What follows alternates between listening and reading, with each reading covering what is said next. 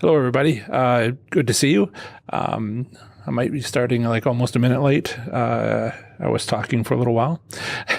Welcome, everybody. Those of you who are live, those of you who are listening to this later, listening or watching this later, you might watch it later as a recorded video on my YouTube channel, or you might be listening to it on the podcast that'll come out tomorrow evening. So welcome, everybody. Today, I thought we would talk about some of the things that are going on in some of the states. As you may know, I have a bunch of Facebook groups, one for each. Hey, Larry from UK. Good to see you. 7 p.m. there. Yep. So I'll check in on the chat messages every little while, but I wanted to introduce today's topics. I thought we had a good episode, a good question and answer session last time where I kind of took a lot of questions. They all seem to center around the topics that we have on Facebook. As I've been pushing that out, I came out with it a couple of months ago to start a Facebook group for every state, territory, federal district, and also one for the world. The one for the world is called Professor Slots Enthusiasts. Each of the ones for the different states in the United States would be Professor Slots. Hi, Russ from Alabama. Hey, Steve. Steve, I talk to you all the time. But you know that. So I started these Facebook groups, and if you want to go to, if you're in a U.S. state, territory, or federal district, you can go to that one where we're building more and more people joining it. I don't advertise. They're private groups, so nobody sees anything except if you're in the group. There's no sharing option available from Facebook, so it's all private. People seem to appreciate that, but it does mean a slightly slower growth because it's not in anybody's timeline other than your own if you are a member of the group. And I will have to actually look and make sure you are an individual, not a company, not a spammer, not somebody whose Facebook profile is 3 minutes old, or something like that, to make sure we keep out the scammers. But it is for you to meet and talk, but perhaps meet, certainly chat with, share your experiences with people from your area. Now, if you want to visit Las Vegas every year, a couple times a year, feel free to join the Nevada group. Hey, Jen. Nice profile name. I like that. I saw that earlier. That was cool. This is where you would go to meet your fellow slots players from your area or those states in which you would gamble, and play slots, and it's meant to be for you. I don't use anything from there except to listen for trends and kind of talk about some of the trends here. So it is private, but it's only a few months old, and it takes a little while to accumulate slots community members. And if you want to join, the easy way, the Facebook link is a bunch of numbers. So I made it easy. I made a convenient link for each one. If you type in professorslots.com/ and then the 2 letters postal designation for your state, it'll zip you right on over to Facebook. Won't even go to my page. It'll just send you right directly to that state's Facebook slots community. Feel free to join. I'll send you a welcome. You'll meet other people. I'll tell you right now, I'll ask you what your favorite casino is. You don't have to have a favorite casino, but which ones do you frequent? And then everybody sort of builds community and gets connected. But there's been a lot of discussion on there, and I thought it would be worthwhile for everybody if we talked about the different circumstances that you might find in different gaming jurisdictions, shall we say. My focus, so far has been on the United States, and I hope to expand someday, but I've got to get the United States a little bit more nailed down. I've been extending myself into Canada, and certainly I'll probably always be limited to English-speaking countries. But I wanted to talk to you about a few things. And this whole session, this question and answer session, is centered around a video that I have on YouTube. Let me see if I can share that for you on my other screen. I will share that. Yes. There you are. So in 25 seconds, you'll see a screen from my website. And then I'll quickly share the YouTube video. So if you are looking at the YouTube video, I can't really point to it very well. It's kind of down here where I'm kind of flashing it. There's a title. It's called Assessing Casinos for Success. You may have seen my article on my webpage, which is right there in the front page, like the getting started articles right there. That is what I want you to maybe go to. I created an updated video. I need to insert it into that page, but I've created an updated video that was really for YouTube, and I never really built a channel before, and I was looking to do that. And so I built one for with a good thumbnail, as they call it, a secondary title, all these technical things about having a YouTube channel that I've been trying to get better at. And it's about which casino is best for you. I decided to call it that, Assessing Casinos for Success, because I don't think it's realistic to say, well, there are states where you have better gaming regulations than you do in other states, but I don't really think it's an option to move. I don't expect to have too much of that going on. Well, gaming regulations in Washington are terrible. I think I'll go over to Oregon. I just don't expect that sort of thing to happen. And so I said, you're assuming you stay in your state, this is what is available to you. And I wanted to cover a few topics on that, a few aspects of that. And because it's become very relatable to a bunch of different groups of the 56, 57 that I have on Facebook. I know, crazy to have that many, but I'm trying to help. And one of the things is get people's opinions and have them share and see where their frustrations are and try to answer their questions. And, this all sounds like a Q&A, right? So I've been doing Q&As constantly with these Facebook groups for months, and there's some interesting questions. So my streaming is a little bit low. I will switch back to something that might work a little better. Come back to me. Okay. Right. So before I get quite too far into that, I wanted to check the chat here. Hey, Larry. Hey, Steve. Hey, Russ. Hey, Jan. Howdy, Dean. Good to see you. Denise, hello. And Joe, good to see you as well. Nice cozy group here. Make sure, hey, Maggie, I'm glad to see you here as well. I kind of feel like you're a core group. As I grow, as the podcast originally grew, as the website grew, and my new YouTube stuff, I think this is our 12th or 13th live Q&A, but it's been a rock and roll time. And it's just growing. We're just growing. And so I feel like each of you are those that are dedicated. That's great. Hey, Rick. And good to see you.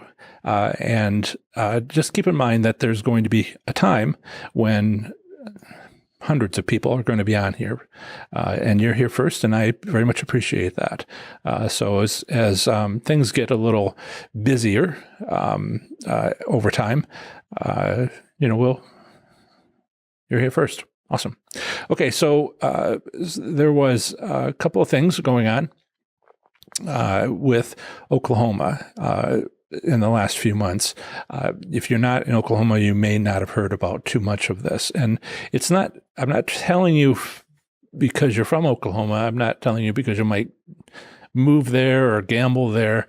I'm just talking about tribal casinos and tribal gaming compacts. A lot. So 1989 was when a federal act was put into place, the Indian Gaming Regulatory Act, that allowed tribal gaming that was more than tribal ceremonies. This is a federal law protecting tribes and allowing them to have income from gambling. And it let them do any type of gambling that was skill-based, which the state that they were located in, the reservation was located in, didn't prohibit. Like, all gambling can be prohibited in the state constitution, like Utah right now. And if they can't have tribal casinos there because it's not permitted. But then you have other states where they had lotteries or bingo. And so tribal casinos don't even have to ask the state to have competition games, often bingo, and known as Class 2 games. And one of the difficulties, Class 1 being tribal ceremonies, Class 2 being competitive games, and Class 3 being basically games of chance that you might find slot machines in Las Vegas. And these three types are actually the definition for all states because it's the only federal law that defines a gambling term, right? So like Kansas, they say all gambling is illegal in their constitution. But you can have poker and you can have craps and you can have this and you can have that because they don't consider it gambling. You're like, what? How could they not consider it gambling? Well, they can do that because there's no, the gambling terms are state by state. It's what's in the state laws. So it's a little bit confusing on some of these things. But in Oklahoma, if you're in any state with a tribal casino, in Oklahoma, this IGRA Act of 1989 came out and every tribe that was federally recognized went, we really ought to do that because, we could use some funding for education and this and that. And, there weren't too many businesses available, certainly no businesses, anything like what a casino might make. Right. And so, hey, Derek. Hey, Derek. Don't tell anybody that. They might call me up. I remember that. I thought, that's a lifetime fan right there. In any case, in Oklahoma, and other states that have tribal casinos, they got those tribal gaming compacts. You have to have an agreement with the state if it's something like games of chance. And you negotiate that and you submit it to the United States government through the U.S. Department of Interior and they approve it. And then you can open something other than a competition style, bingo style gaming hall, community gaming hall. You can actually open a casino, as you might see in Las Vegas.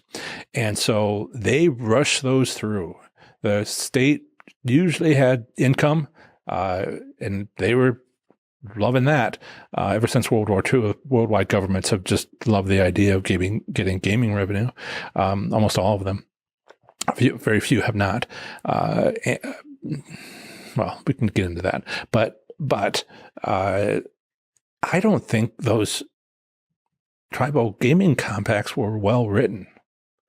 They came out so quickly. The U.S., the states, the tribes, they didn't know what was going to happen. You didn't know how the gaming industry in the United States was going to evolve.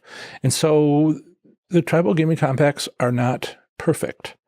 In some states, like Oklahoma, they weren't clear about this, but other states are more clear in their tribal gaming compacts. They never have to be renewed. They're to perpetuity. To perpetuity, they will never be updated. Now, Oklahoma, and then getting to this, Oklahoma had a conflict, shall we say, perhaps that's too strong of a word, disagreement with the Oklahoma state governor, who said, oh, time's up. We got to renew those contracts, those gaming compacts. And the tribe said, no, they're to perpetuity. Hey, Wayne, good to see you here. And this is all about money. This is all about revenue, income tax revenue, gambling income tax revenue, because who knew Oklahoma was going to have, more casinos than any other state, certainly tribal casinos. Actually, any casinos. California is the second. They got a bunch of non-tribal card rooms and then tribal casinos with slot machines. And they're number two, around 60, almost 70 locations. But Oklahoma has got over 100. And it's a little hard to tell some of the convenience stores if they're should count or not, but the ones that do count, there's at least over 108 of those. So, what do you do? I've had a few people on the Oklahoma page, slots community, say, well, I'm going to go someplace else where they have them. Well, I have written an article on every state, excuse me, at least twice, some of them 3 times. And because I go through it every year, one a week. And my golly, not many states have tribal casinos which have a payout, theoretical payout limit applied to them in the compact. Very few states, and very few states also provide a few more, but still very few have the tribes report gaming statistics, return statistics, so you know how it worked out. Oklahoma has neither, like a lot of other states, and they're, I would say, not the worst state. What are they doing? And it's quite the number of casinos. But someone was saying, I'm going to go someplace else. I said, well, make sure it's not the state of Washington, because guess what? They're worse. It isn't the same kind of situation. Their casinos, tribal casinos, don't control their own odds of winning. It's done by the, I'll say the state lottery. Gets a little special here. It's unique. They made, the state of Washington made a lottery system only for the tribal states, tribal casinos. So there's 2 lottery systems in the state of Washington. I did say it was unique. One is the lottery you might expect. The second one is a tribal lottery system for video lottery terminals. And what's more special is all other, as best I know, there might be one other, but I don't think so. All other video lottery terminal machines controlled by the lottery are based on the draw lottery, where people buy their tickets and then the number's picked. That's not the case in Washington. Washington isn't based off of draw lottery tickets. They're based off of scratch lottery tickets, digital.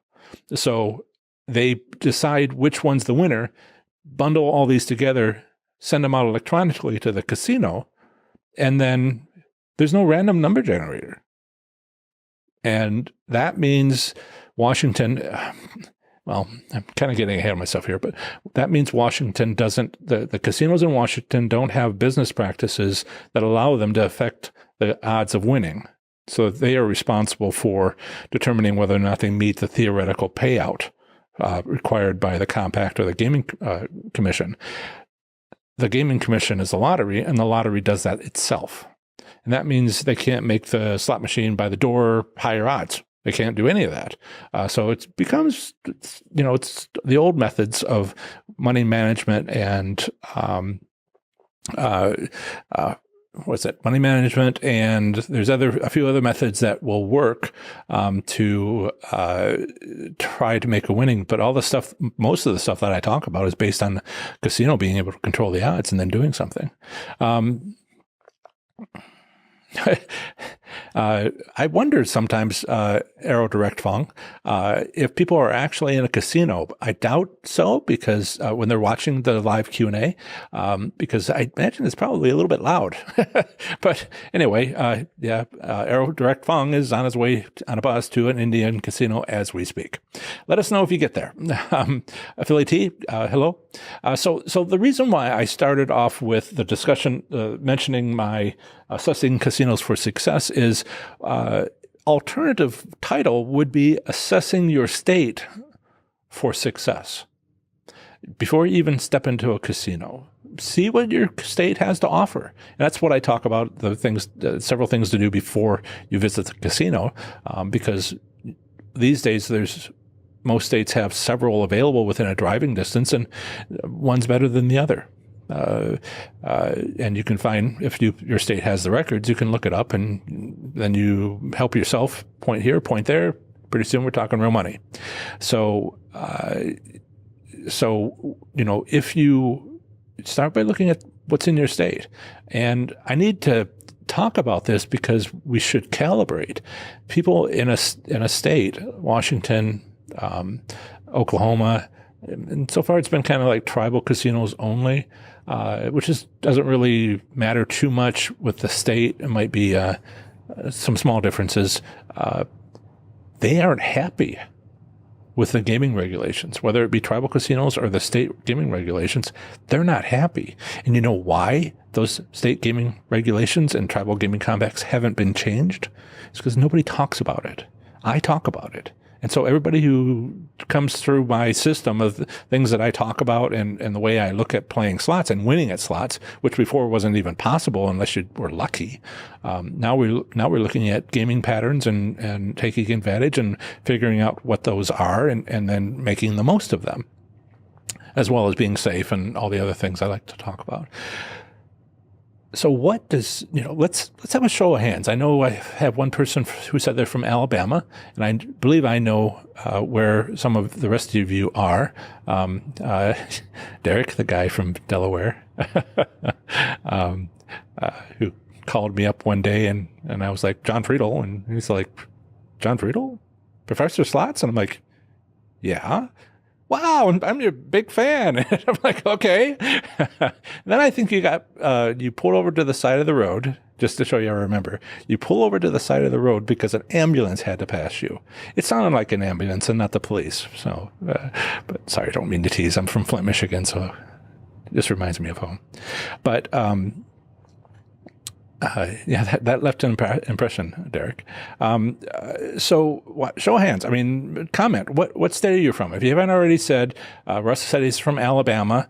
I know where some of the rest of you are from, but Jingwok from Minnesota. Where else do we have? Delaware. Yep. Chat if it's possible for you to do so.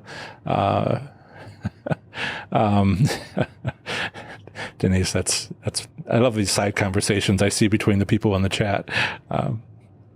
Denise told Arrow Direct Fong if Oklahoma, no. Minnesota, Texas, Wisconsin, Las Vegas, California, Pennsylvania. Arrow Direct Fong, you might not be in Oklahoma for a little while if you're on the bus. Okay, so we've got different situations in each one of those states, and this is where I'm happy to talk here and answer your questions, but some of the details are specific to the state. So while I haven't pitched this very much, it is an option for you to go to professorslots.com/consult, and we will go over the details of the state that you're interested in and see what specifics apply. Washington and Oklahoma, that is a nut I'm trying to crack. Okay, there are people, but don't worry too much, because I've had people say, I'll just gamble in another state. I'm like, well, another state might not be better. Like, for instance, if you have state gaming regulations that don't have a theoretical payout or don't have a return statistics on what actually happened, there's still things to do.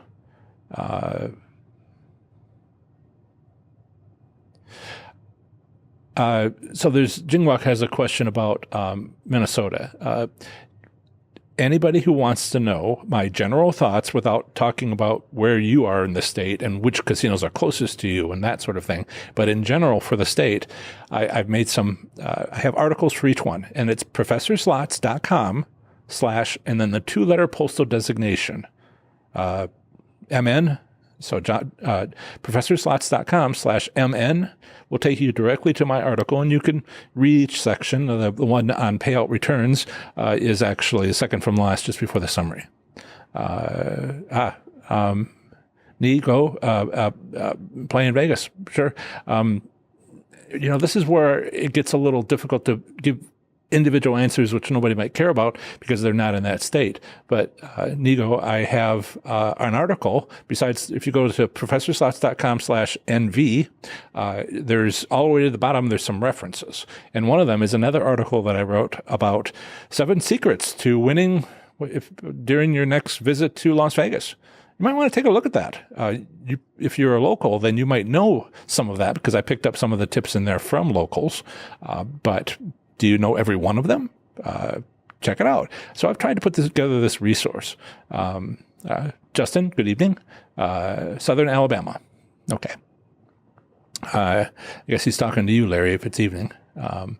By the way, if you'd care to subscribe to my YouTube channel, that would be awesome. You'll be made aware of my weekly post or weekly Q&A sessions on Saturdays when they're coming up. You can subscriptions are important to me. I am looking to build this site, this YouTube channel, to the point of being able to make a little bit of revenue to pay for some better cameras.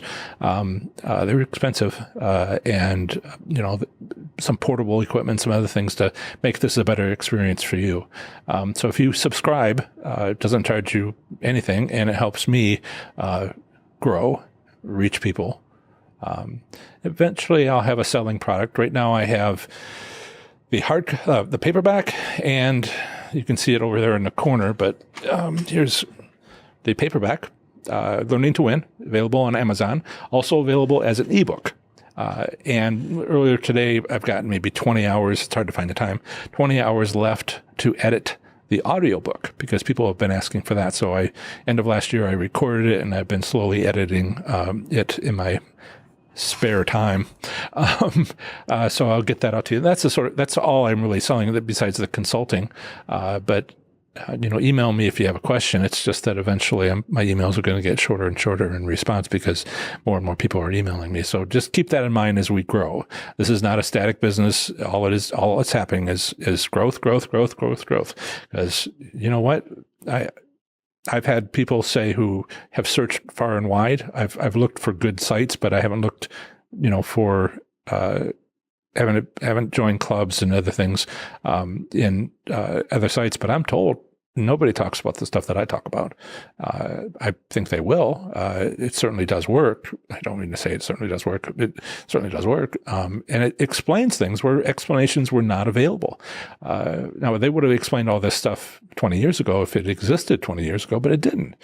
Sure, there were casinos, but there weren't these casino business practices with these operating systems that have been put in place since about 2012, more and more of them, eventually all of them.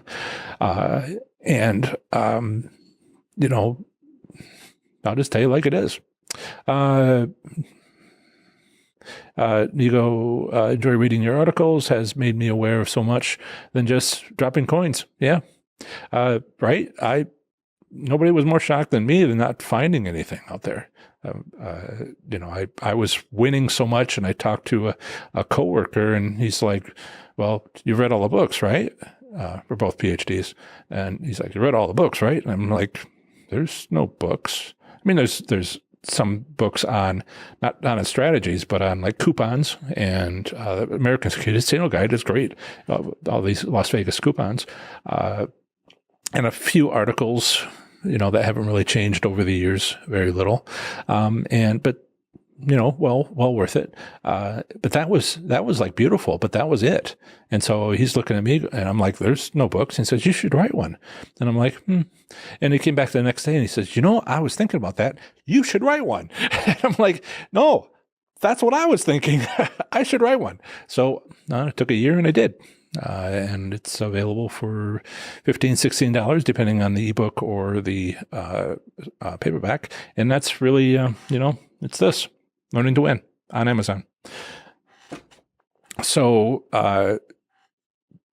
to be clear, I have researched all the states. You should research yours to see what's available. But the reason it drove me to include this topic in today's Q&A is that don't be disappointed. Okay. I don't mean to share something personal, but I have type 2 diabetes. A lot of people do. It happened in graduate school, and I don't reason to get into all the details, but I didn't know I had it. They, unbeknownst to me, stopped testing for it in the student health center. And my blood sugars were going up and up and up and up. And I didn't know what was going on. I was a little more fatigued. But I, didn't have a blood sugar measurement.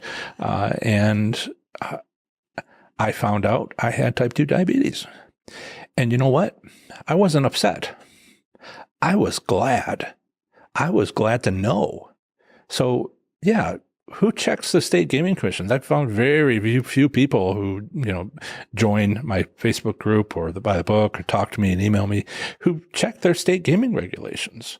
I'm sorry if it's a bit of a shock on the letdown on what your state offers, but aren't you glad you know? And then there's the other thing, okay? Better to know than not know. Point number one. Point number two. If we grow, this won't be a business anymore. This could be a movement. We could have a voting block. I mean, we're well short of having, 1 million people or anything like that, per city, a big city or something.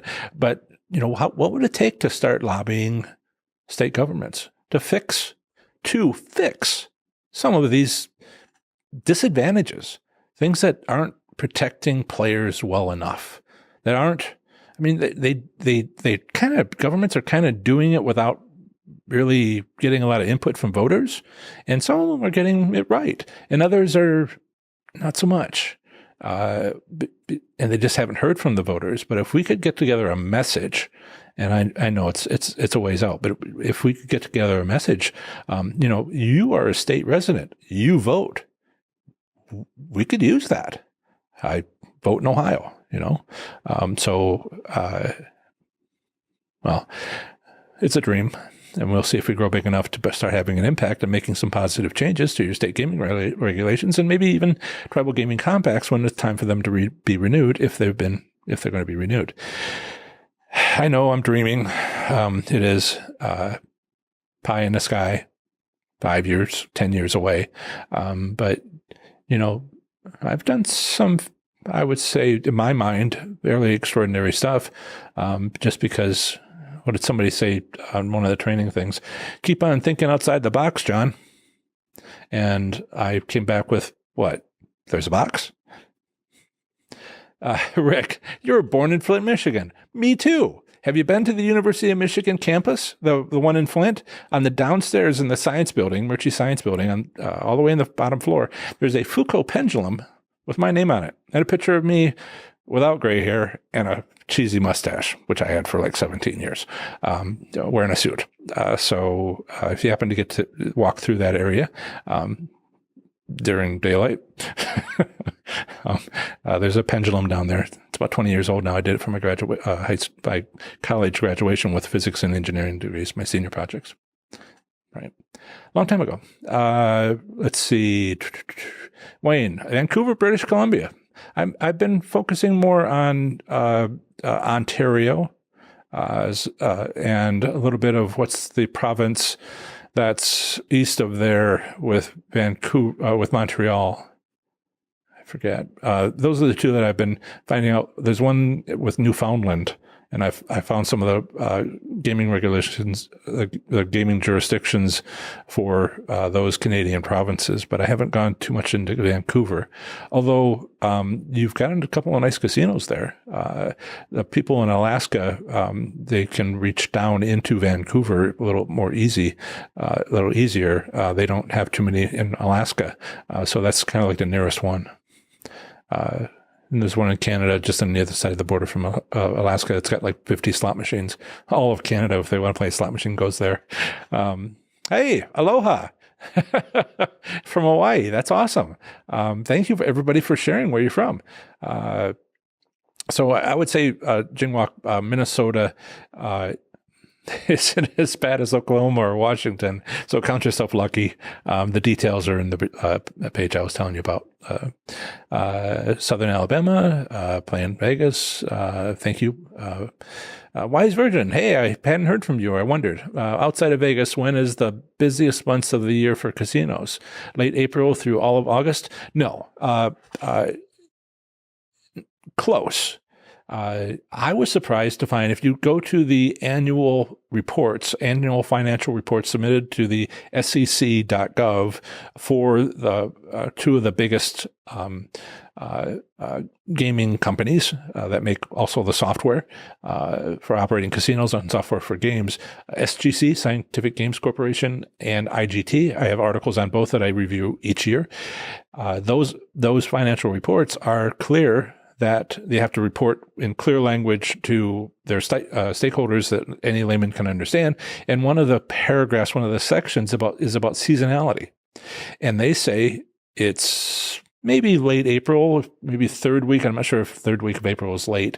Second half of April, a little more comfortable, through maybe the beginning of August, not quite all of August, because students, K through 12 students, go back to school. And so it's basically when the students are out of, high school, secondary school, depending on where you're at in the world, before college,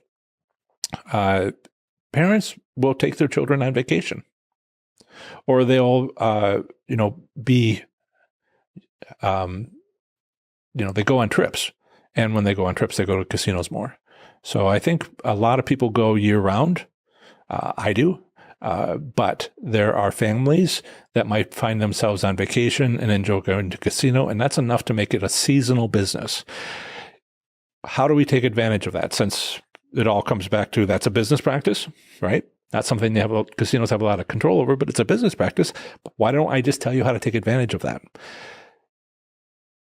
Check the casino in the first half of April, because what's happening is they're getting ready for the crowds, okay?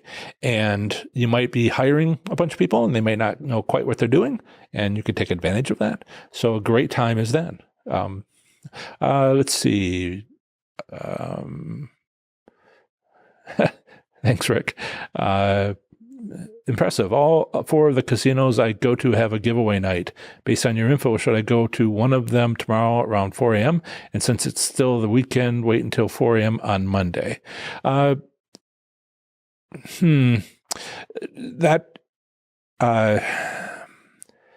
you figure out whether or not there's a finale? I've seen giveaways every night in the weekend. In fact, I've seen every weekend being a giveaway of something. But really, was it the finale? That's the one you want to pick out.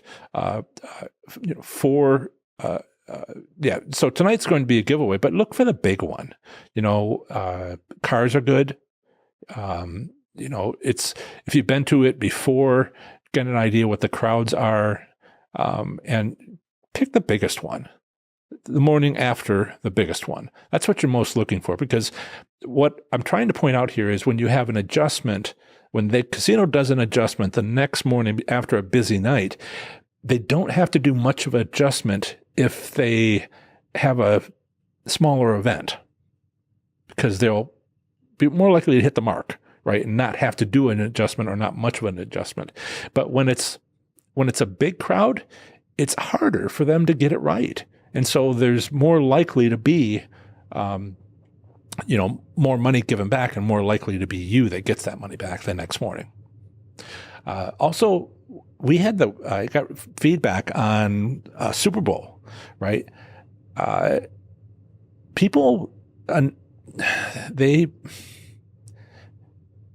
Saturday before the Sunday of Super Bowl was a busy day. I mean, I had all kinds of emails. It's national. I didn't know that the Saturday before Super Bowl was going to be a big day. I mean, someone knew that they were going to have a giveaway on the Friday night, right? The Friday before Super Bowl Sunday. And so they went in Saturday morning, and a lot of people were just milling about at 4 o'clock in the morning. Never had that many people stay that late. So check out each event. If it's a regular event, then you can get an idea. If it's not a regular event, you got to get used to what your casino does for Derby Day, what your casino does for Super Bowl, particularly the day before, and see if it affects things. Because the day before Super Bowl is maybe as big as Super Bowl. People go home for Super Bowl. They go to the casino on the Saturday before. Apparently, who knew? And you might have a local celebration, Blueberry Festival. I think, who is it? Rick would get that one from Montrose. That's small city town where I'm near. But they celebrate these special events, and so look for that. Learn your casino. So learn your state, learn your casinos, and next year I'll be ready for Saturday before Super Bowl. Then good to know. I also wanted to mention something Steve had talked to me about. I had said something before about make sure you talk to the casino employees, right? They see a lot of things, but I wasn't as specific as I perhaps should have been. Listen to them, ask them questions, but make your own decisions. The things we talk about here, about the casino business practices that we can turn on their head. Tonight's the finale. There you go. See? Or at one casino, that's your target. But if you are talking to people, Josie just asked a question about those 4 casinos, and she said tonight's the finale, but one of them might be bigger than the other. But getting to my point, if you're talking to a casino employees, don't expect that casino employee to be me. Okay, they're going to tell you stuff. 2 things. They're going to tell you 2 things. One is facts. The second thing is interpretation of those facts. Interpretation is up to you. They may tell you whatever, and you have to decide whether or not it's real as far as their interpretation, because there's very few security guards and slot attendants who are currently part of my audience. And they don't know a lot of these concepts. They've seen a lot, but it's on you to decide whether or not what they're saying is helpful. Okay? I could wish they were all knowledgeable, but as I've mentioned in the past, they can't gamble at their casino. If they've worked there for 17 years, right, Wayne? Right, Steve? Then, by golly, they haven't gambled there in 17 years. So it's all kind of watching people. And I like the idea. I like that idea. That's safe. I've talked about how, like the movie 21 and card counting and blackjack, when it first came out in that fashion, when it became a little more popular, they made a movie about it eventually. When that happened, casinos had to respond. But right now, they're not responding to us doing these things. Partly because it's new, but partly because it's going to be hard for them to accept, after 17 years of nothing like this happening, that the technology has changed. Now, the IT guy that works at corporate headquarters for the casino gets it, but the slot attendants and security guards and the managers that have worked there for a decade or two, they're going to have a hard time accepting this, just like some of this audience has had a hard time, or people have been trying to pull in, it's voluntary.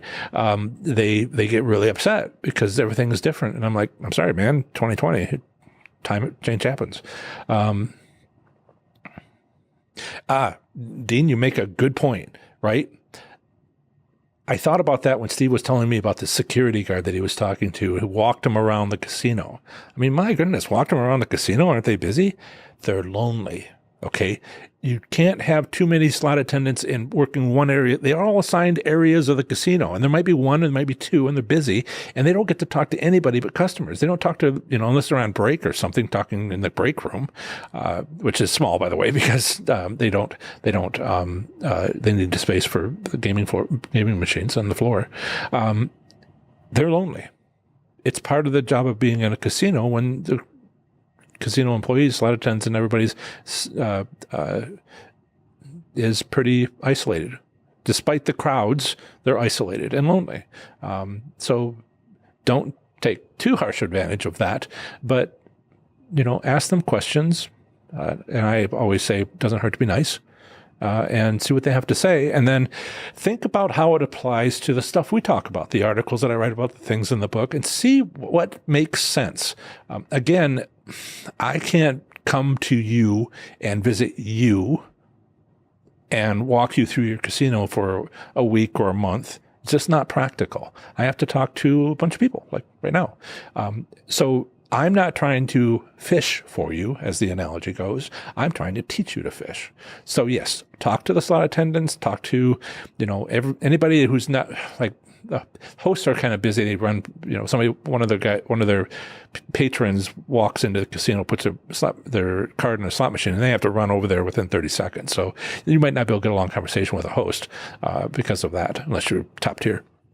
But, talk to them and then evaluate what they ask good questions and think about the answers. Don't have them tell you what to do. You think about the answers and then you make decisions and maybe ask more questions. One of the things I wanted to bring up is I call you guys, each one of you, a slots enthusiast. Okay. And altogether we're slots enthusiasts, but I don't think that's a great name. I think that's a fine name, but I think you should name yourself. Now, I think it was Steve that I was talking to, maybe it was Jan. People were asking me questions about stuff, and I'm like, well, we need a better name than Slots Enthusiasts, but I want you guys to come up with it. And by the way, Slots Batman, that's taken, the Batman part, it's copyrighted. So, you need to be a detective. You need to be an experimenter. And we can't use Slots Batman. So we should come up with a name. No hurry, no pressure. Be interested in what you think we should call ourselves. Team Friedel. That's my last name. Team Friedel would please my father, but perhaps we won't use that one. Okay, so questions here. Wise Virgin, do you think the busy months, the percentages are internally adjusted higher? They can't, state by state, okay? State by state. If a state has a theoretical payout limit, they can't drop us below a certain point. And as many as the states are that have theoretical payout lower limit, minimum limit, the casinos stay well above that. It might be 75%, and the casino would never drop below 85% because it's just bad for business to go to 75%. People would just hate that casino, and it would really impact their business more than you might expect. But there's also, your state might have a maximum limit. The surprising number of states say 100%, no more than 100%. And that limits the casino, depending on how the wording is, because it can be over the lifetime of the machine.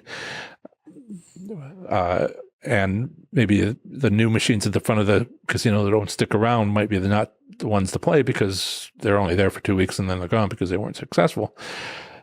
The ones that have been there for 10 years, it's a longer average, but too many details here. Again, state general. What does your state say? And they have to operate within the law. All right. And so if you know what the limits are, then you can, and even how the limits are expressed, whether it's over the lifetime of the game or per wager, some of the wording, and I put all that into my state articles. I dig that out for you, but it's significant. I wouldn't put it there if it wasn't significant to look at these things. Now, when you don't have these limits, like in Oklahoma, then you don't have that, and a lot of them don't have that. But they're allowed to work within their limits. I'll give you an example. The best state regulations, fairest to the players, is Nevada. All right. But even then, there's loopholes. it's not even a loophole. It's sort of what the casinos do as a business practice. They're so tight. I don't mean to say tight as in theoretical returns, but the casino regulations are so clear that there's few things that can be done to not for the casinos to sort of wiggle out of it. And one of those is the Gaming Commission, Nevada Gaming Commission, reports the payout return statistics by week. Nobody else does by week. But the problem is California comes to visit, late Friday through end of Sunday, and the casinos and the crowds come in, city doubles in size, whatever the number is, and people, in town, and the odds drop on the weekend and a little bit of Friday night, maybe 2:00 in the afternoon on Friday. But that, to meet the state gaming requirements on theoretical returns, that means the odds are better during the weekdays, up until noon or 2:00 on Friday. Yeah, they can adjust it, but not in like Washington where they don't have control of the odds. That's a lot of answer for a short question. Let's see, Wise Virgin, do you have an article regards to highest attendance days for each month? For example, first major concert of the busy season, Valentine's. See, there's the national holidays, all right? I don't think I need to tell you what the national holidays are. What I will mention here is, of course, the Super Bowl, or at least after the Super Bowl. No, it turns out the day before the Super Bowl. Okay, so now you know that one. Derby Day. Did you know there's a Derby Day? Did you know it's a big day at the casino? I was surprised when all these people with hats started showing up. I got there in the morning, Prairie Meadows, and suddenly there's no spaces in this huge parking lot in the middle of a cornfield. I'm just like, the former cornfield. And I'm like, why is there no parking spaces left in the casino? And why can't everybody's bumping against the back of my chair? And what are these big hats? And why do I smell like Cherry Jubilee? And so you learn your casino. Chinese New Year, 2-3 weeks ago. Chinese New Year. Turns out California, it's a big deal. Didn't see too much around in the Midwest here. Might have been something. I was told it was impactful in California. So, yes, national holidays, big time sporting events, whatever happens at your casino. Third one's on you.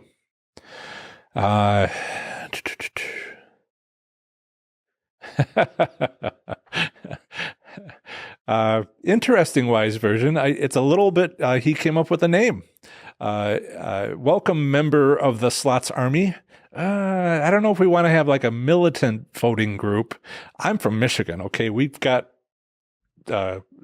organizations. I was a little bit militant. I'll write it down, put it on the list. Okay. Let's see if that's the name for the baby. Rick, I'm a self-employed artist with a decent-sized YouTube channel. I'm thinking of turning my hobby of casino hopping into a YouTube channel dedicated to slot play. Would this qualify as a legit biz? Oh, there's plenty out there.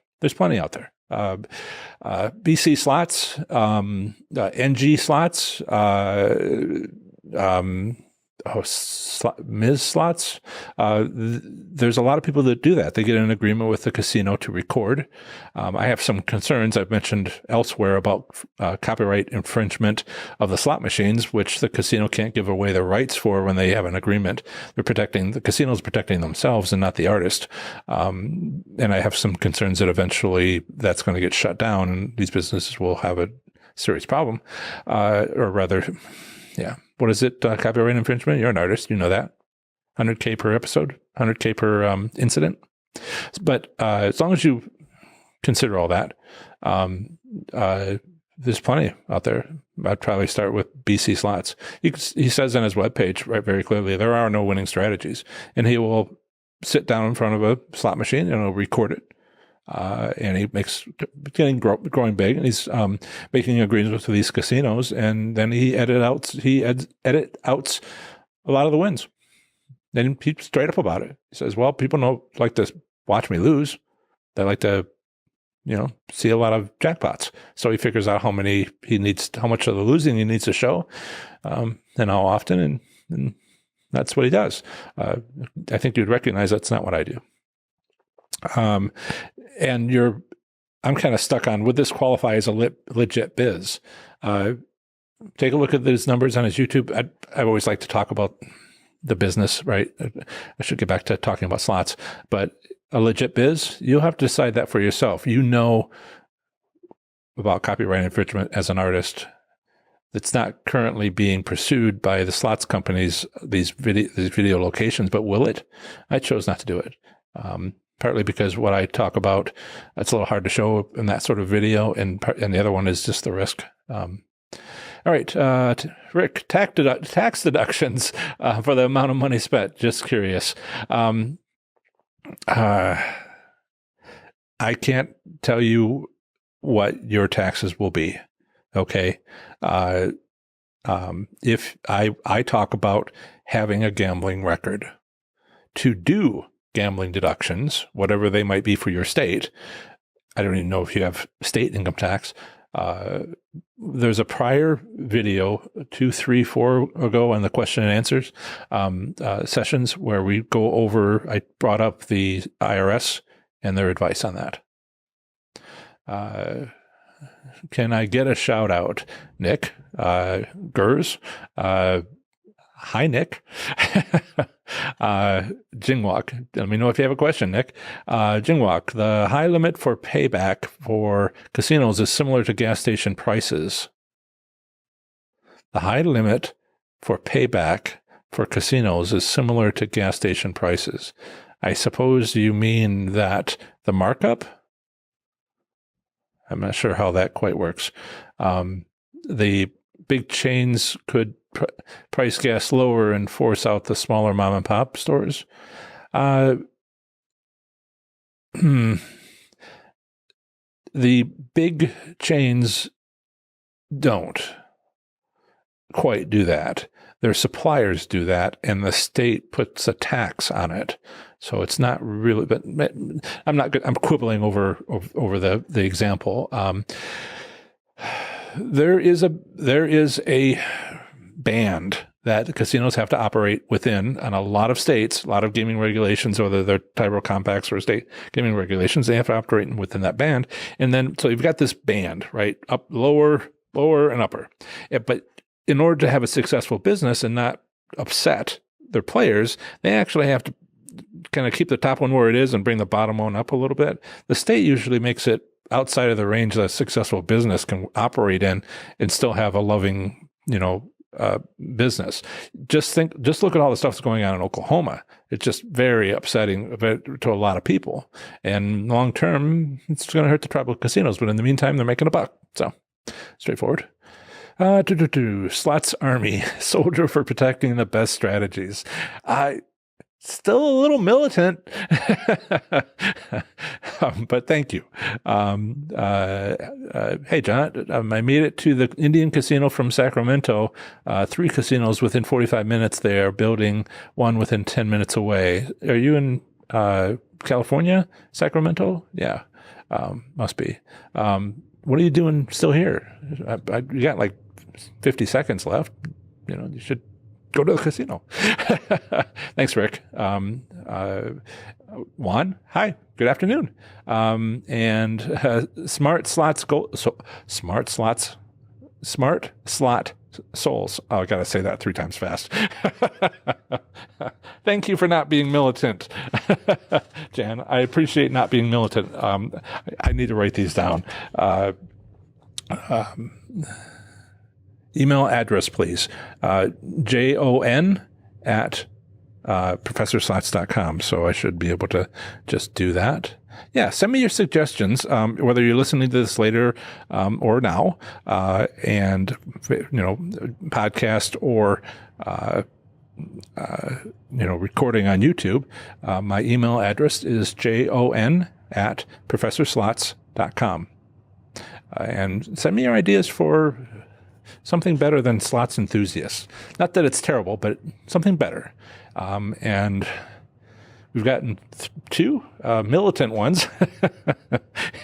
And let's try to pick something where we begin as we plan to proceed. I believe in the revolution, okay, but we'll see how it goes. MSDGA, make slots play great again. I'm not touching that one. PGA, you want to have something with PGA in it? It's about golf, right? When is the best time to go to the casino? First off, don't go when they want you to be there. When they have a big promotion, they're set up to win. Not you, them. So avoid those. Also, the morning after seems to be working for some casinos, like 4 a.m. the day after a big event, because there's some business practices that are in place there. And, check my Facebook groups, professorslots.com/ and then FB, then the postal designation. So FBCT for Connecticut Slots Community on Facebook. SOS Club. All right. I got to record some of these down. Great session, everybody. And have fun. Be safe. And good luck. All right. Talk to you later. Bye. Hi, Denise. Hi, Steve. Hi, Lois. TX Tootsie. I'm trying to remember. Is that Jane? Larry. Yes. Okay. Thank you for the confirmation. I am trying a few things that are a little bit new. I had some feedback, shall we say, constructive criticism last time, which was my audio is a little bit low. So it should not be low anymore. Partly that's why I'm wearing my headsets now, is to monitor the volume and make sure I don't turn away from the mic and then you can't hear me like I just did. That way that should be better. Sound should be better. Right.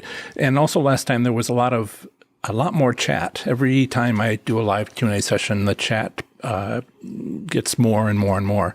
And I've been learning how to handle more and more and more chat during the live session. And before I used to just, respond to everybody and say hello as they came in, but that's becoming unfeasible at the moment. So at the beginning of the show, the structure I have now is to say hello to the people that are first here before we get going with the show. And I already said hello to a few. Philly, good to see you. And or good to chat with you, and hopefully we can move through this a little bit. So I'll check back in the chat in a little while. I wanted to cover some of the things I got distracted about last time, and the theme today, I'll get to chat, and I'm trying to make it half talking about the things people are interested in that I've found, and maybe half or a little bit less, we'll see, on just straight up Q&A, because that's really what this is all about. My other videos on YouTube are pre-recorded and, polished and scripted, actually, so I can get all the details correct. And, I'll be doing more and more of those. I tried it out, thought about it, and now I'm going to be trying some more. But these live Q&As are really about just taking, getting feedback, getting your questions and trying to answer them. But I have questions left over from last time, so I will try to get to a lot of that. And probably a long-winded answer, you're probably like, just get to it. But make sure you comment, and we'll come back to those. Thanks, Joseph. See, I'm already starting to do it. So one of the things that I started but didn't finish last time, and Denise understands this, was the questions, the concerns people have about Oklahoma. I have 56 Facebook private groups. That means nobody can share. Nobody can use a Facebook sharing feature. Nobody knows you're there except the other members that are there, and people seem to enjoy that. And my largest group is Oklahoma, Not by much, but it is the largest group. Washington is also huge, and I have some concerns of what it's going to get to be like when there's hundreds more than there is now. I think Oklahoma's approaching 200 people, and pretty lively. Washington's close to that, and you have to think about what happens when it's 1,000, and it's going to be just endless scrolling of questions, which is a little harder to handle. But I'll worry about that when it arrives. Good problem to have. So last time I got a question about, some discussion points about Oklahoma. And what I realized in this last week is there's actually 3 states that the slots communities are asking questions about. I've written a lot of articles, not as many as I need to, but enough, a lot, 70-ish articles on my webpage, professorslots.com, as you probably already know.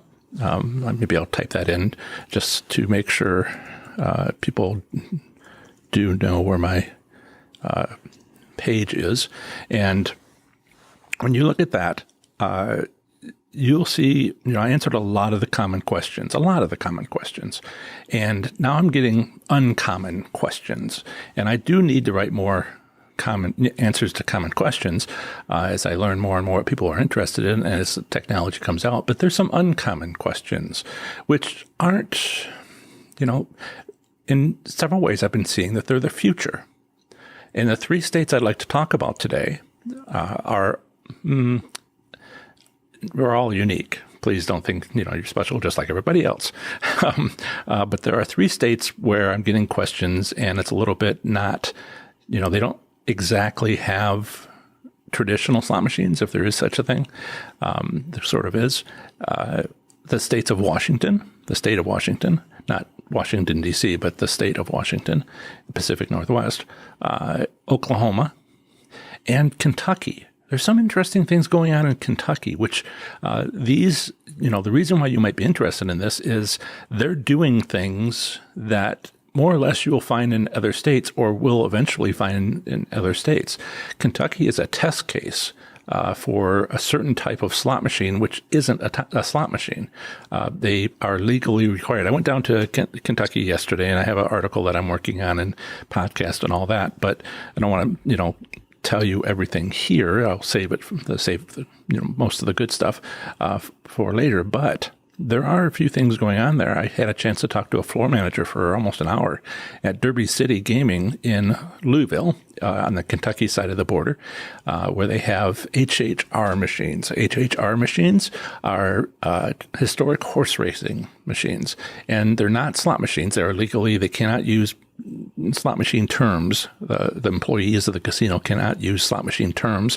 They have to use pari-mutuel racing, that's horse racing, dog racing, pari-mutuel wagering terms. So there's a handle and there's a pari-mutuel pool and other terms that are used instead of the equivalent in slot machine terms, because the gaming regulations are actually based off the rules for horse racing in Kentucky. I don't think they have any dog racing, and high-lie and other things that are based on pari-mutuel wagering where you have win, place, and show. So I'll just touch on that for just a moment because it's really fresh on my mind and because of the article and that I'm working on and podcasting, etc. They have these machines which are based on historic horse races. And there were several things I didn't know about this. I checked online for a lot of stuff, but being so close, I'm like, I got to walk into the casino and talk to somebody, and talk to several people. And I did. I went down to Derby City Gaming in Louisville, and I went over to Lexington, a couple hours to the east, Lexington, Kentucky, and went to, Red Mile, which is the site where they have HHR machines, which is associated a few miles from Keeneland, which you may have heard of. Is that where they have a Kentucky Derby, or is it where they have one of the Preakness? No, it's not Preakness. Anyway, it's a huge horse racing course, world famous. If you don't know the name, you've seen the races there over the years. So HHR is based on horse races, and it's convoluted. For instance, when I was at Red Mile, I saw a poker machine and a keno machine. Video Poker, Video Keno, and it was actually based on these horse races. So they can be pretty flexible. It's pretty sophisticated stuff. And what the first gentleman that I talked to for almost an hour, the floor manager at Derby City Gaming, was telling me is that they're a test case. They're a test case for having these types of games in other states. I guess, they're not really skill-based games. They're not really, class 2 skill-based games. They might be possibly considered that, but it's not a tribal casino, so it's not really that. It's really pari-mutuel racing. It's almost like a third category. Class 3 Las Vegas games of chance, class 2 tribal casino games of skill, and then there's historic horse racing. So, in any case, what I wanted to mention here is that it's a test case, very sophisticated stuff. You wouldn't notice a difference when you're playing. There's small differences. If you play a lot of slots, you might notice some differences, but they're very subtle and like how to win and things. But it's pretty fascinating. And they tell me that they are working to have this everywhere. You don't have to have pari-mutuel racetracks with history in your state because the horse races they use are actually from all over the country. I don't know how many decades they go back, but there's a lot of records going back 100 years or more. So all you really need is to know, 8 horses or so in a race, and which one came in first, second, third, fourth, fifth, sixth, seventh, eighth, and that's all you need in order to build these systems. So there's a lot of history. And so you don't have to have pari-mutuel wagering racetracks history in your state in order to start getting these. And so they're testing them out in Kentucky, and you might see them later. So that's really what I wanted to say about Kentucky more later. And I think wherever you might be, these things might start showing up. Now, the second thing I wanted to mention was, let's see, Washington or Oklahoma. First person to say Washington or Oklahoma in the chat, I'll do that one. By the way, in the chat, why don't you let us all know which state you're in? Because as you know, slot machine gambling is based on state gaming regulations or tribal gaming compacts, and it's very state specific. So please, if you have a moment, put in the chat which state you're in. I know where a few of you are, but maybe the others would need to know where you're at, because this can matter. For instance, are you in Kentucky? Are you in Oklahoma? Not having heard Washington. Okay, Washington. I'll go next on Washington. Washington is, I don't know of a better word for the tribal gaming. There's only tribal gaming in the state of Washington. I don't know a better word for playing slot machines in Washington other than perfect. The gaming regulations in Washington are well thought out, fair, and there's nothing casinos can do to, have these kinds of business practices that we take advantage of. It's perfect. And, everything is blocked. I mean, you can do money management, you can do other things, but as players, we look for loopholes to take advantage of, either in the state gaming regulations. Maybe they tell us in advance certain things, but return statistics last week in Nevada can tell you if, it's been consistently high payout, then maybe that's the type of machine you want to try to find in one of the, regions like downtown or their strip. And by golly, Washington, I am full of admiration. Now, it makes my job harder. The point I'm trying to make here is there are people in Washington playing slots who are not happy. And the reason they're not happy is it's perfect. That's my opinion. And, having looked everything over, they, well thought out, clear, real preventative on letting any individual casino try to make slots, slot machines near the door or in their busy areas winners. They have no control. They made a second lottery called a tribal lottery system, and that is where all of the slot machines are remotely controlled by Washington where slot machines in Washington are controlled, and they aren't owned by the business. The tribal lottery system isn't owned by the business casinos, so there's no way they have access to that, and it just makes it all really fair. And everything's under 100%, and there's no real winning strategies other than the old stuff from before these systems that were put in place. And this is basically what I have been saying on the Washington slots community I don't know if I've used the word perfect before. That's kind of like a recent thought, but certainly a feeling I've had for a while. And this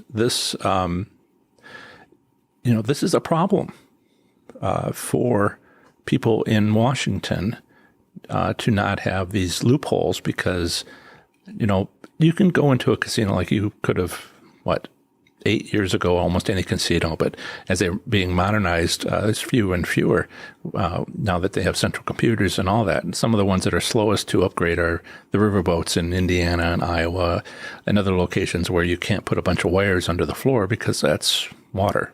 It's a hull, at least a barge. And there's no real way to upgrade them with all that wiring, that infrastructure. But a lot of other casinos are now modern, given how long it's been. And, the use that these casinos go through, just people walking through them deteriorates it. And 8 years is a long time, even if it was brand new in 2011. It's been almost 9 years. And these places wear out. So there's not many of those left, except for the riverboat casinos that can't be upgraded. And, when you look at these in Washington, and these limitations, you have to think in terms of the old style casinos. What is it that I'm trying not to look at chat as you guys chat? I'll come back to it. Thank you for all the replies. However, money management skills, and this is really the point about Washington and Kentucky and Oklahoma, mostly Washington and Oklahoma though, is don't give up hope. Okay, I've had people in either one of those who probably haven't gambled in another state, or haven't gambled much in another state, or haven't investigated another state as much as they have their own state where they usually gamble, and they think other places are better. And some, maybe there's more information. Question is it better? I think there's a lot, as I share how the gaming regulations work, how the casino business practices work, how the state tribal compacts are put together. As I share this information and more people get involved, it's all new. But then a few months go by and they're like, okay, now that I know, what does this mean? What could we get? What could we want? And last time I mentioned about, a revolution of too strong of a term, but a voting bloc, a lobby group.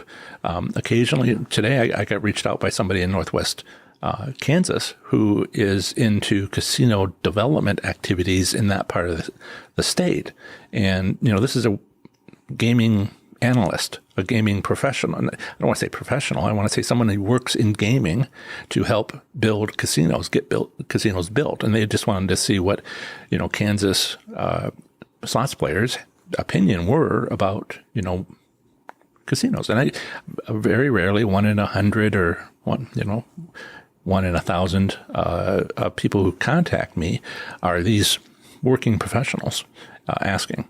So, I told her, I think the best thing that she might want to consider, yes, she's welcome to join the group, and and et cetera, but does she know about Oklahoma? I know it's on the other side of the state, to the southern border of Kansas is Oklahoma, but by golly, there's a real opportunity to build a Kansas casino on the border, on the Kansas side of the border to Oklahoma. I know there are a few, but there's still opportunities. There's people in Oklahoma who are fed up and they're looking for options. The same is true for Texas. Now, Texas has got some politics in play. There actually is no, I think it was Denise that told me that there's no, maybe it was somebody else in southern Texas who says there's no gambling income tax for the state, for Texas. And so the state governors, state senators, state representatives for Texas, won't have gambling income unless that changes, and they're pretty stuck on in not having that. So you look at these themes, you look at these development activities, and I just want to, I want to say, have hope. Okay, a lot of other places are worse. Oklahoma's really going through something right now with all these. Yeah. I finally understood that TX Tootsie was not text Utsi, but Texas Tootsie. I'm so sorry. You try to pronounce these titles. It's cool. So have hope. There are still things you can do. Just because Mississippi has, I think Mississippi has the regions of the state, and then the payout return statistics pretty like monthly by slot machine denomination. I'm happy to tell people in Mississippi that it exists, and that have they ever looked at it, and what are the rules, and make use of this and all that, and they're like surprised. So many people I've met who don't play slots a lot, and maybe and a few that do, like in Pennsylvania and Ohio, that there's a payout return limit, and they're like, really? Because they thought it was 5%. The players got returned 5%, and I'm trying to explain, no, that would never fly. It's rarely below 80% limit, and rarely drops below 85% for the law. And otherwise, no one would go to a casino because it would be flat out crazy. Just take your money, and no one wants that. So the casinos return 80, 85, 90% of what they take in, most places. And you can probably bet on that, even when there is no theoretical payout limit. Pardon the pun on betting on that. But in Oklahoma, there is no theoretical payout limits. There's also no return statistics, so you don't know what happened in the last week or month or year as far as what the return was to the players and the percentage the return to the players. But I want, even though you don't have that, the hope that you should have here is based on this, which is, all the terrible things that I'm hearing about from Oklahoma as far as losing, except for a few places and stuff. If that were indeed true, the businesses won't survive.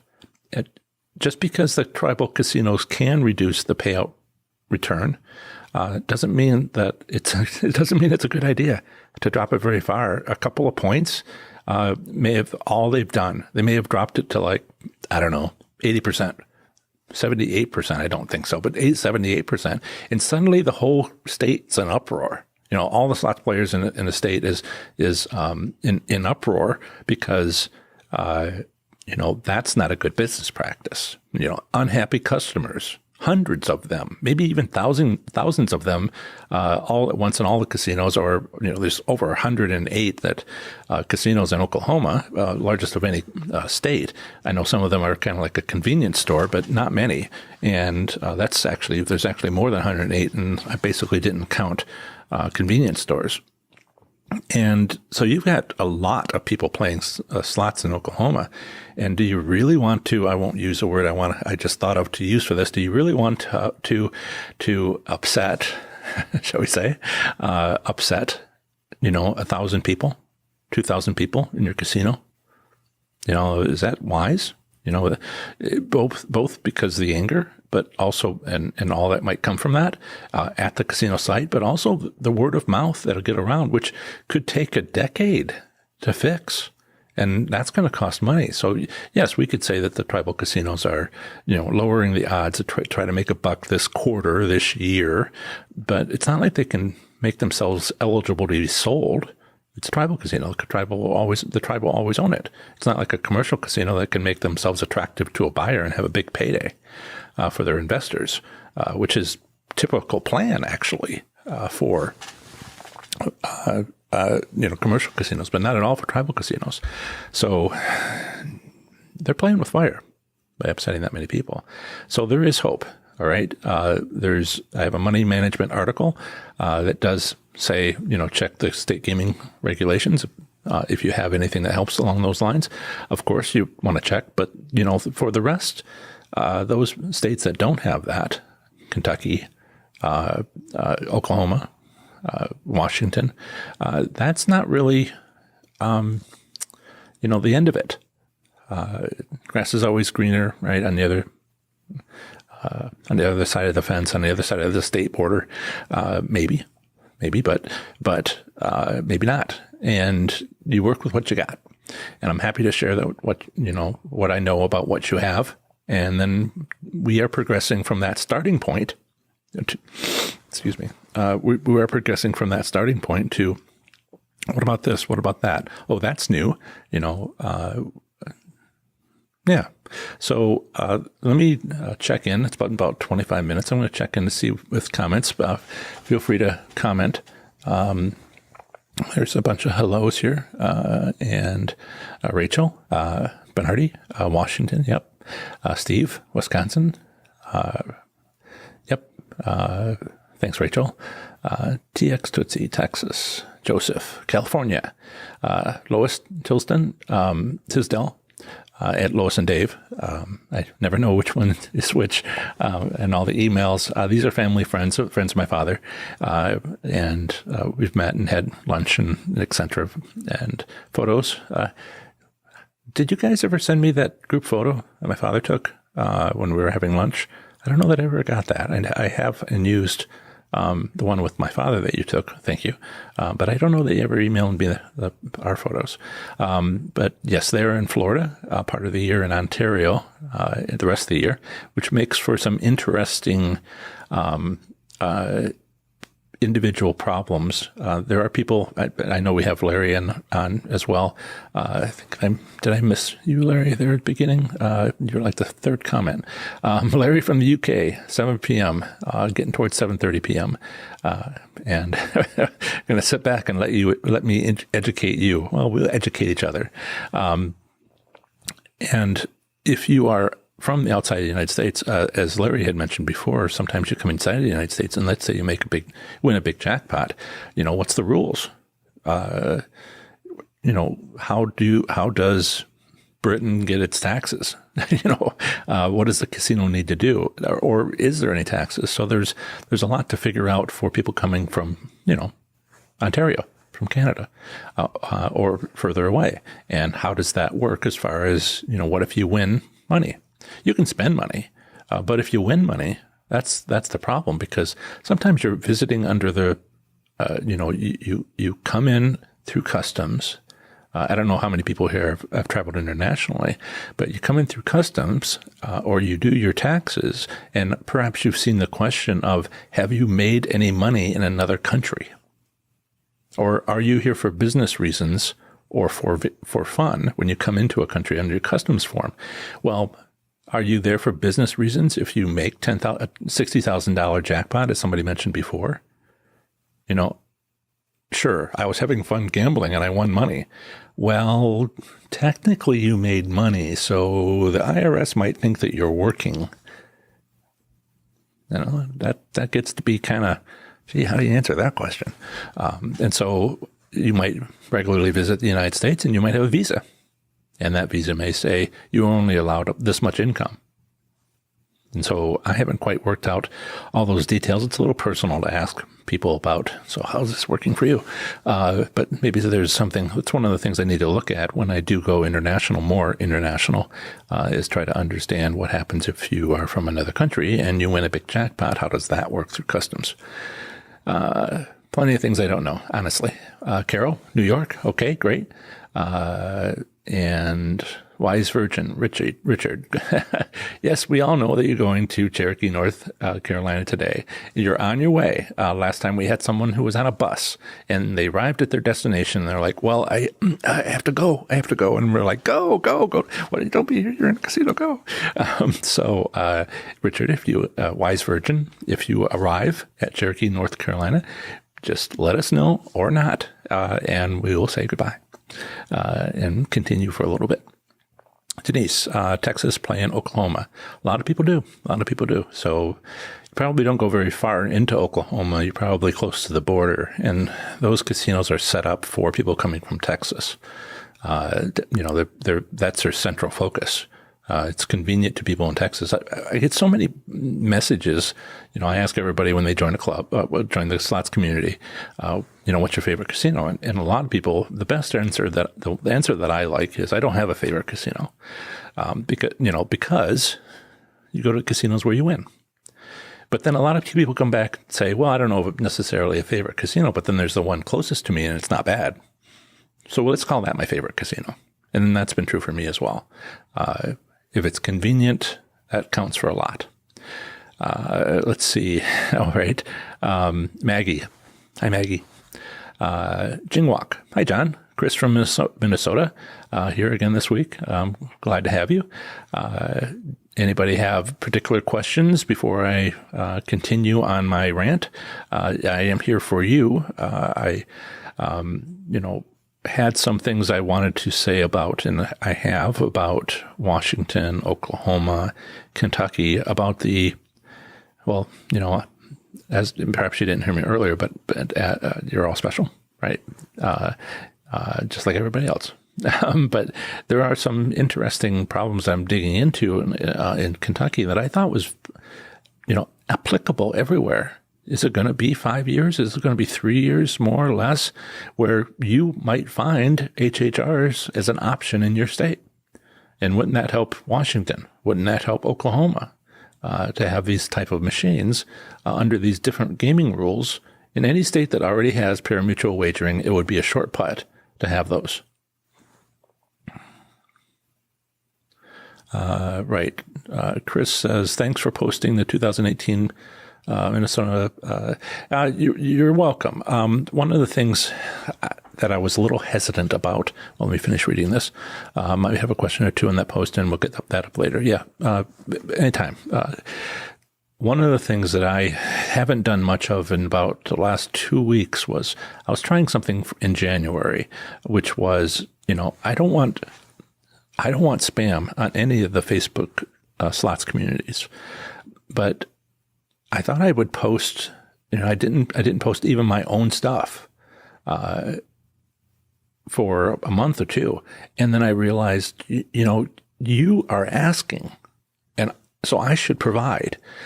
So I've just tried every couple of days in January to provide a post that might be relevant, might not be relevant, but it's all slots. And maybe you never visit Las Vegas and don't need to know about that one. Maybe you do. Maybe you considered it and didn't know about, how do you prepare? And so I've been sharing every couple of days up until about 2 weeks ago these posts. And I think I'm getting a lot of positive response. I didn't want to inundate people. It's a little simpler, a little easier, not as bad as like every 2 days to send you an email. That really does, that is too much. And but apparently not on a Facebook post to a community that you've joined. Yeah. So I will get back to that. Try not to do too many, maybe one a day, or maybe I'll do it later one today. I did one for the live Q&A, but then maybe later today I'll do another one. I try to put up something every couple of days, including when I post. So yes, every slots community, 56 of these, I went through arduously. I might add, it was not easy. Just Facebook giving me a hard time. Every slot community, all 56, got their post for their state. And so ask questions if you have questions. I often will take a note of your question, drop it into my folder for the next time I'm going to review that state, and I do one per week. It takes about 13 months to do one per week, 56 weeks, right? And I will change it up after I go through the whole year, or the whole 13 months, all 56. I'll change it up and add stuff that people ask about. Like you might ask something for Minnesota, and then I go, what a great idea to do it on 56, 55 other posts. And so I started incorporating things. Thank you, Denise. Texas Tootsie, where are the 5-cent slots? I don't see any that are designated as such. Are they on the multi-denominational machines? I found an interesting feature in North Kansas City at the Harrah's. It was a riverboat casino. These are non-wired slot machines, but they have an excellent, that's a lot of wiring, so that's why they can't do it. But they have the most modern kiosk I'd seen.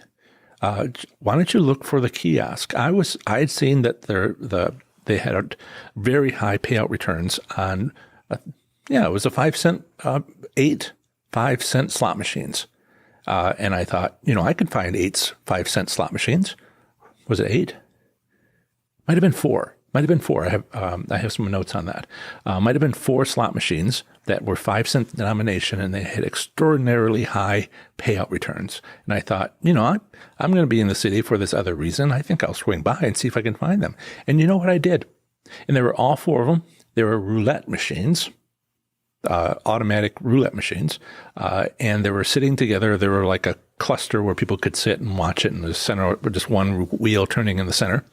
And I couldn't, I walked in and I was like, okay, how do I find these? They could be anything. I don't know if they're roulette or not. So I went and talked to a slot attendant, and she took me over to the kiosk. And the kiosk had a floor map. You could search for 5-cent denomination, 10-cent denomination, and it would you could put in the name of the machine, and it would come back with a map, and it would have the location identified on the map. See if your kiosk can tell you where the 5-cent slots are. The other way to do this, which I found very successful, is ask a slot attendant. They may have to go find the manager in charge of the slot machines, maybe call them on the radio, but then that's how you find them. If you, in one casino, if you want to know where they are in any casino, there's not a lot of information on that. You can call the 800 number for the casino. I've successfully done that and asked them questions. Total number of slot machines is usually what I ask. And, they'll connect you to, usually a very tired person who I think is moving around heavy equipment a lot, like slot machines, in and out, back and forth, paperwork, who will, in a weary expert voice, will almost have it memorized where that one is. It was pretty, they call the operator and they'll connect you during normal business hours, etc. Okay, so Emery 101. So I may be going to the casino tonight or tomorrow, perhaps both. Any tips for a Seminole Hard Rock Casino I should watch out for? Preferable time.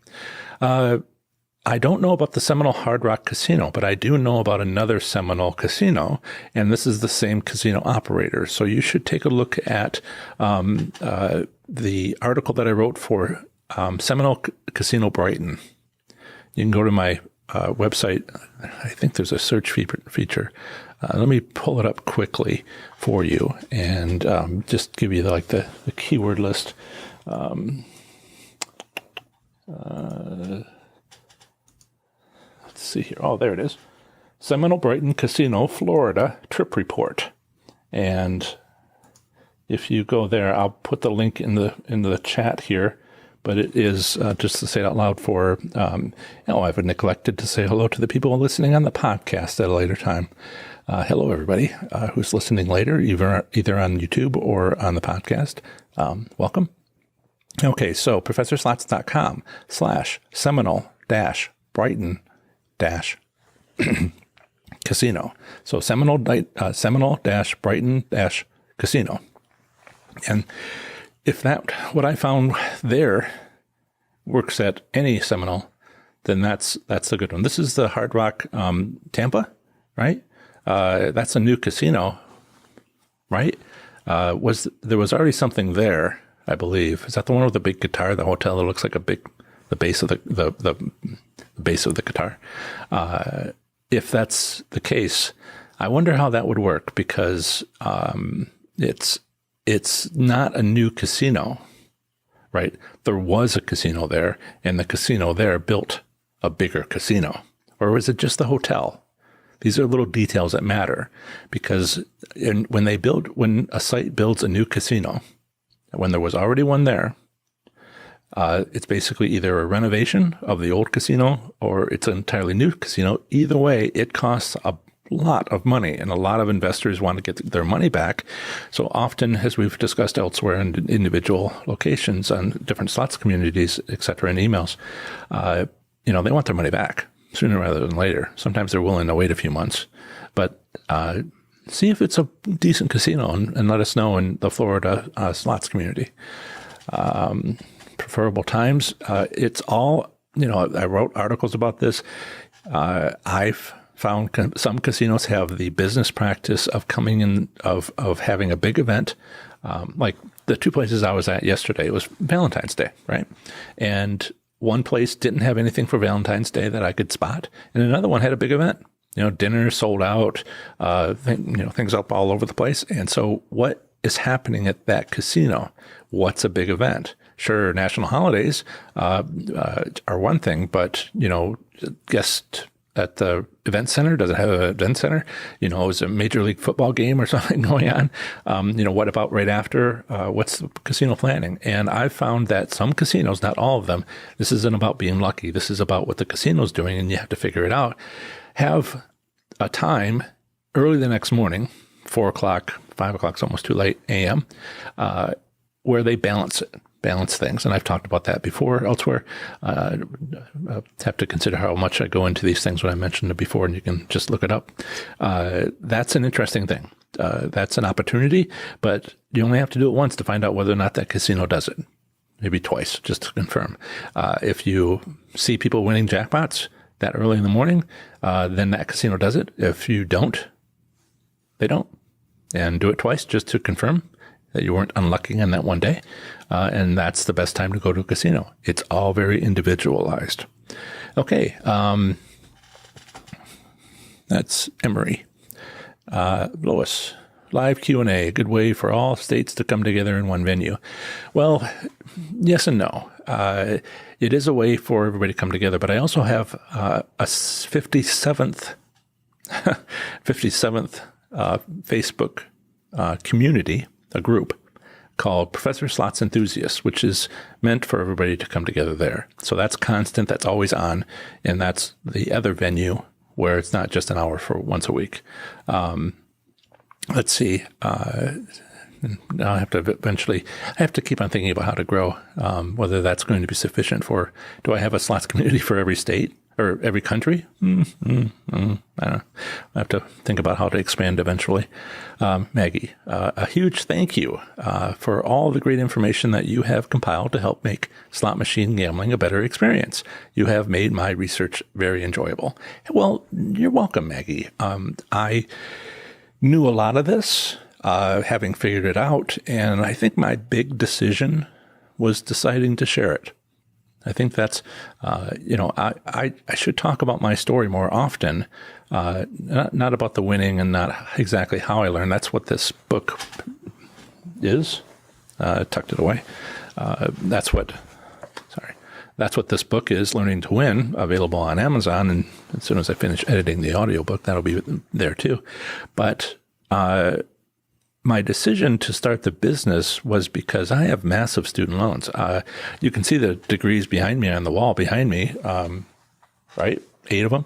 The top row is graduate degrees. The center one is a PhD, mostly in engineering and physics. Second row is bachelor's degrees, engineering and physics, and then some associate's degrees, mathematics and other things.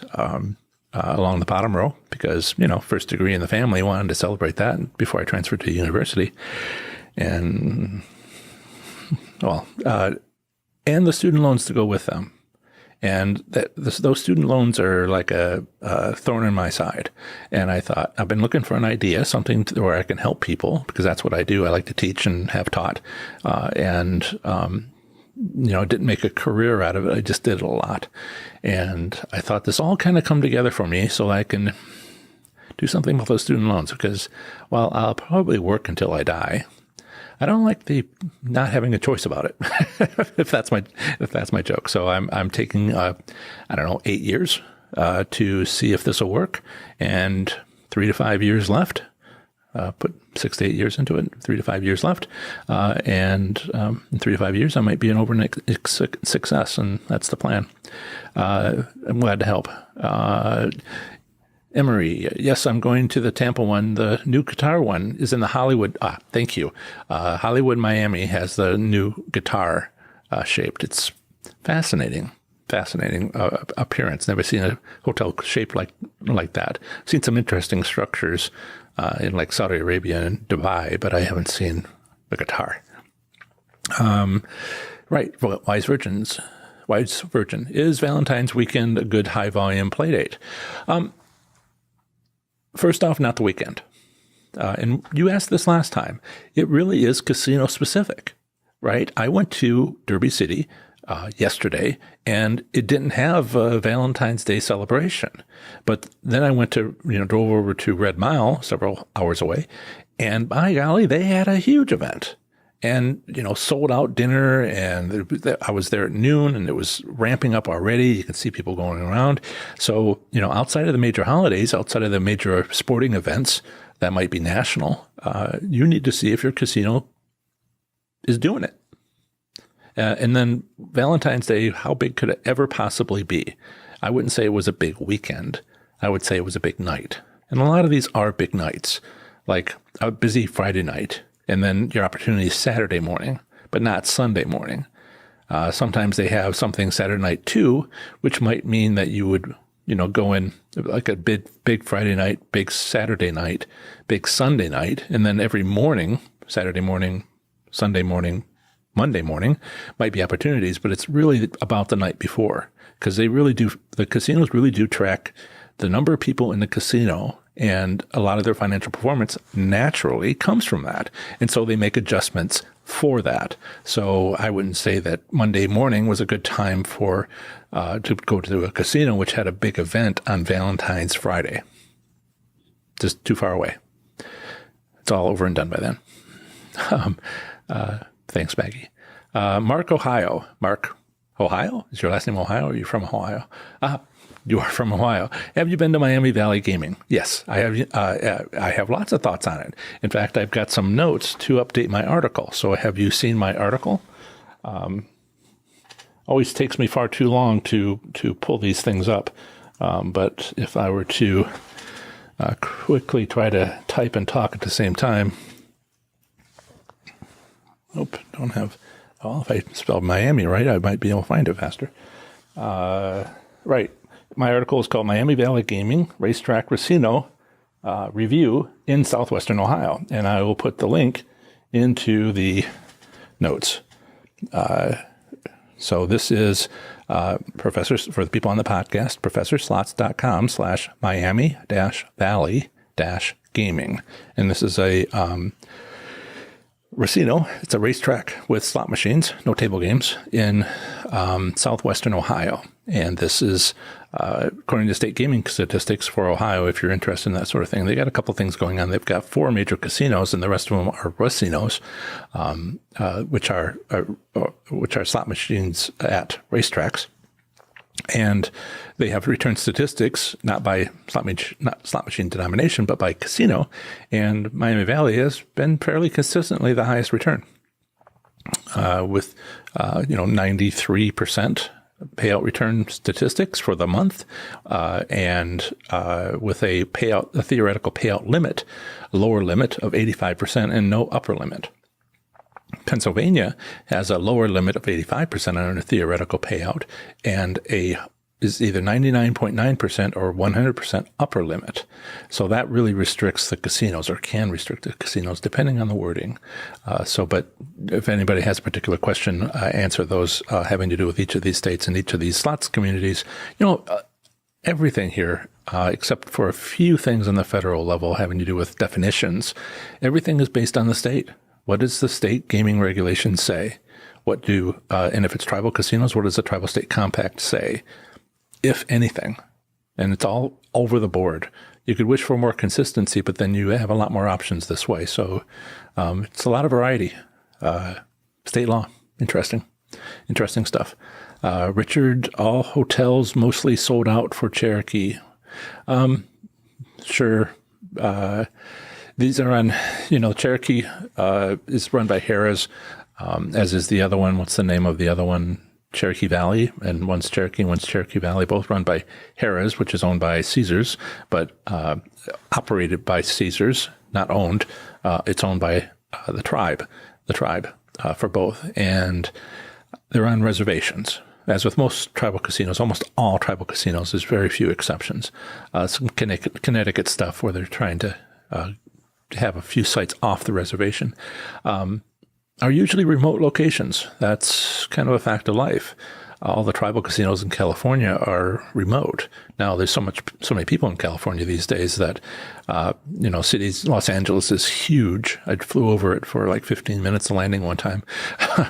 And it's just straight shot. It was kind of going slow, but nevertheless, it was just huge. And it's spread out so much that the remote reservations near them are not actually that remote anymore. But generally, tribal casinos are on remote locations. And why would they have a casino on tribal land?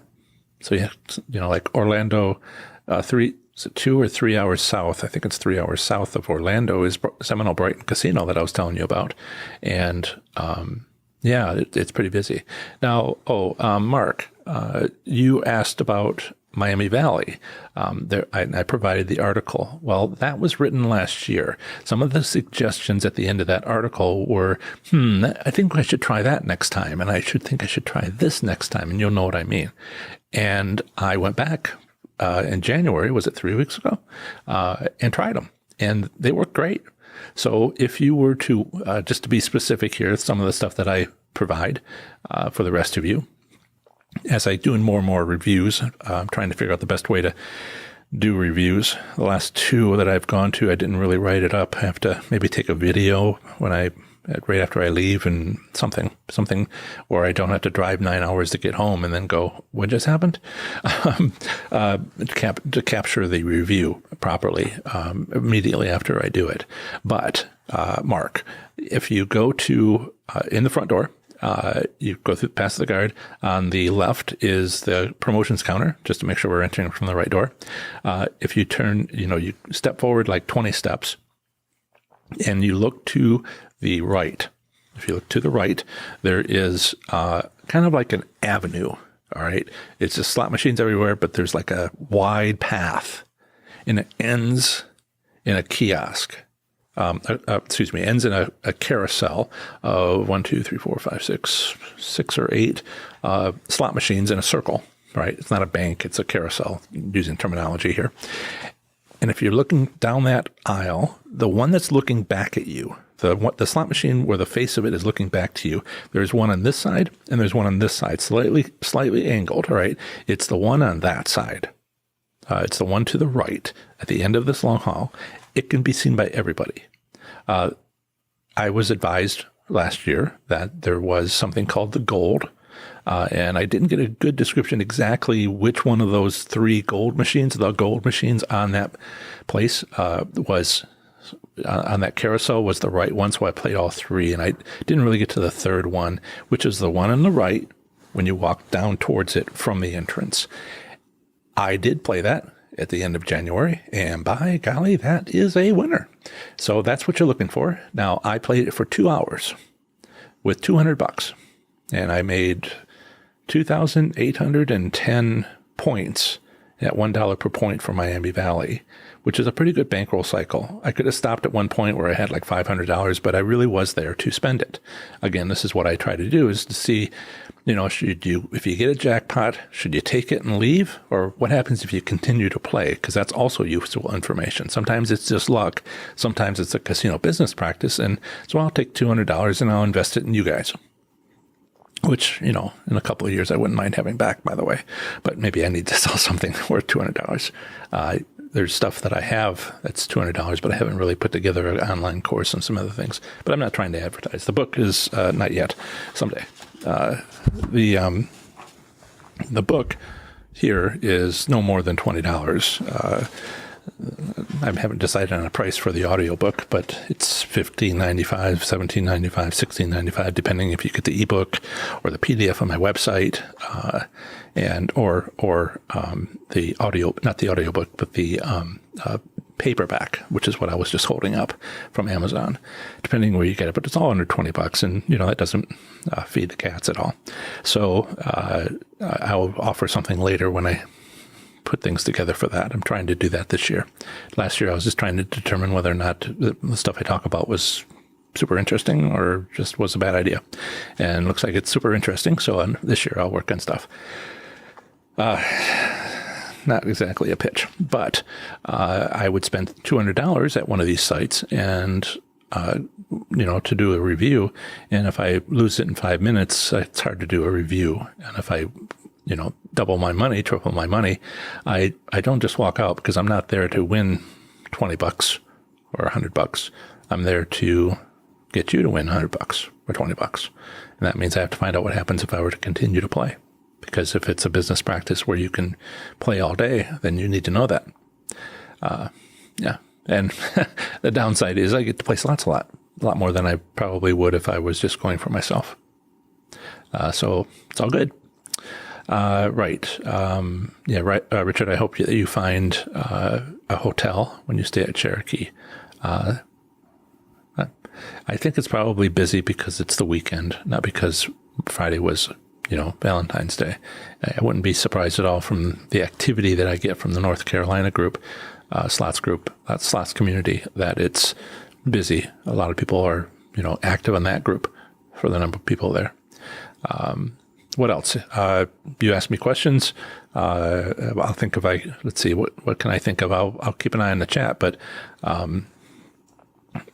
if I think about questions being asked, Kentucky, Oklahoma, Washington, all pretty unique with their problems, but also, have hope. Have hope. Oh, yes. So I have a list. I put out an email today to our subscribers, our 2,176, 72, something like that. Subscribers. I've got a couple of suggestions on a new name for us, a new name for you.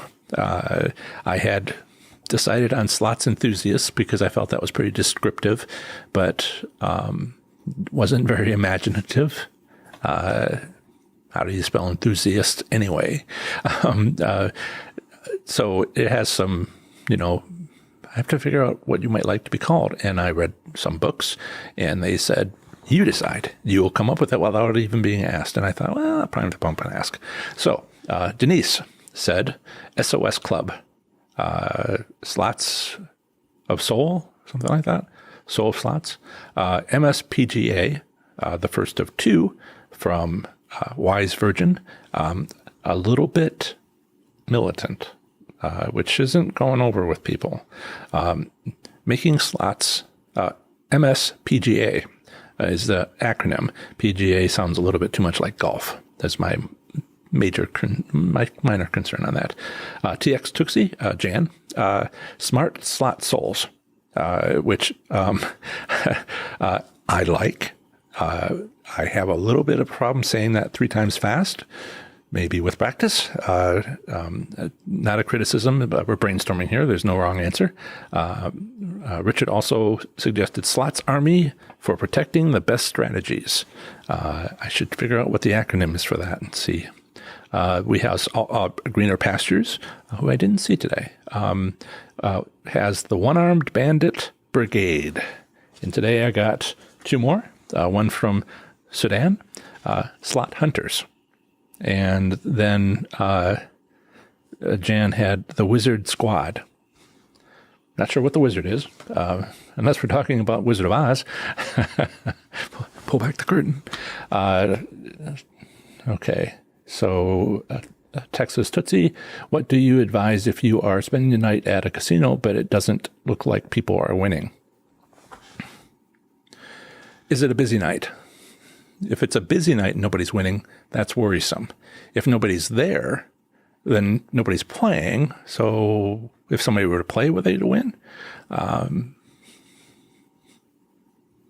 That's 2 different situations. I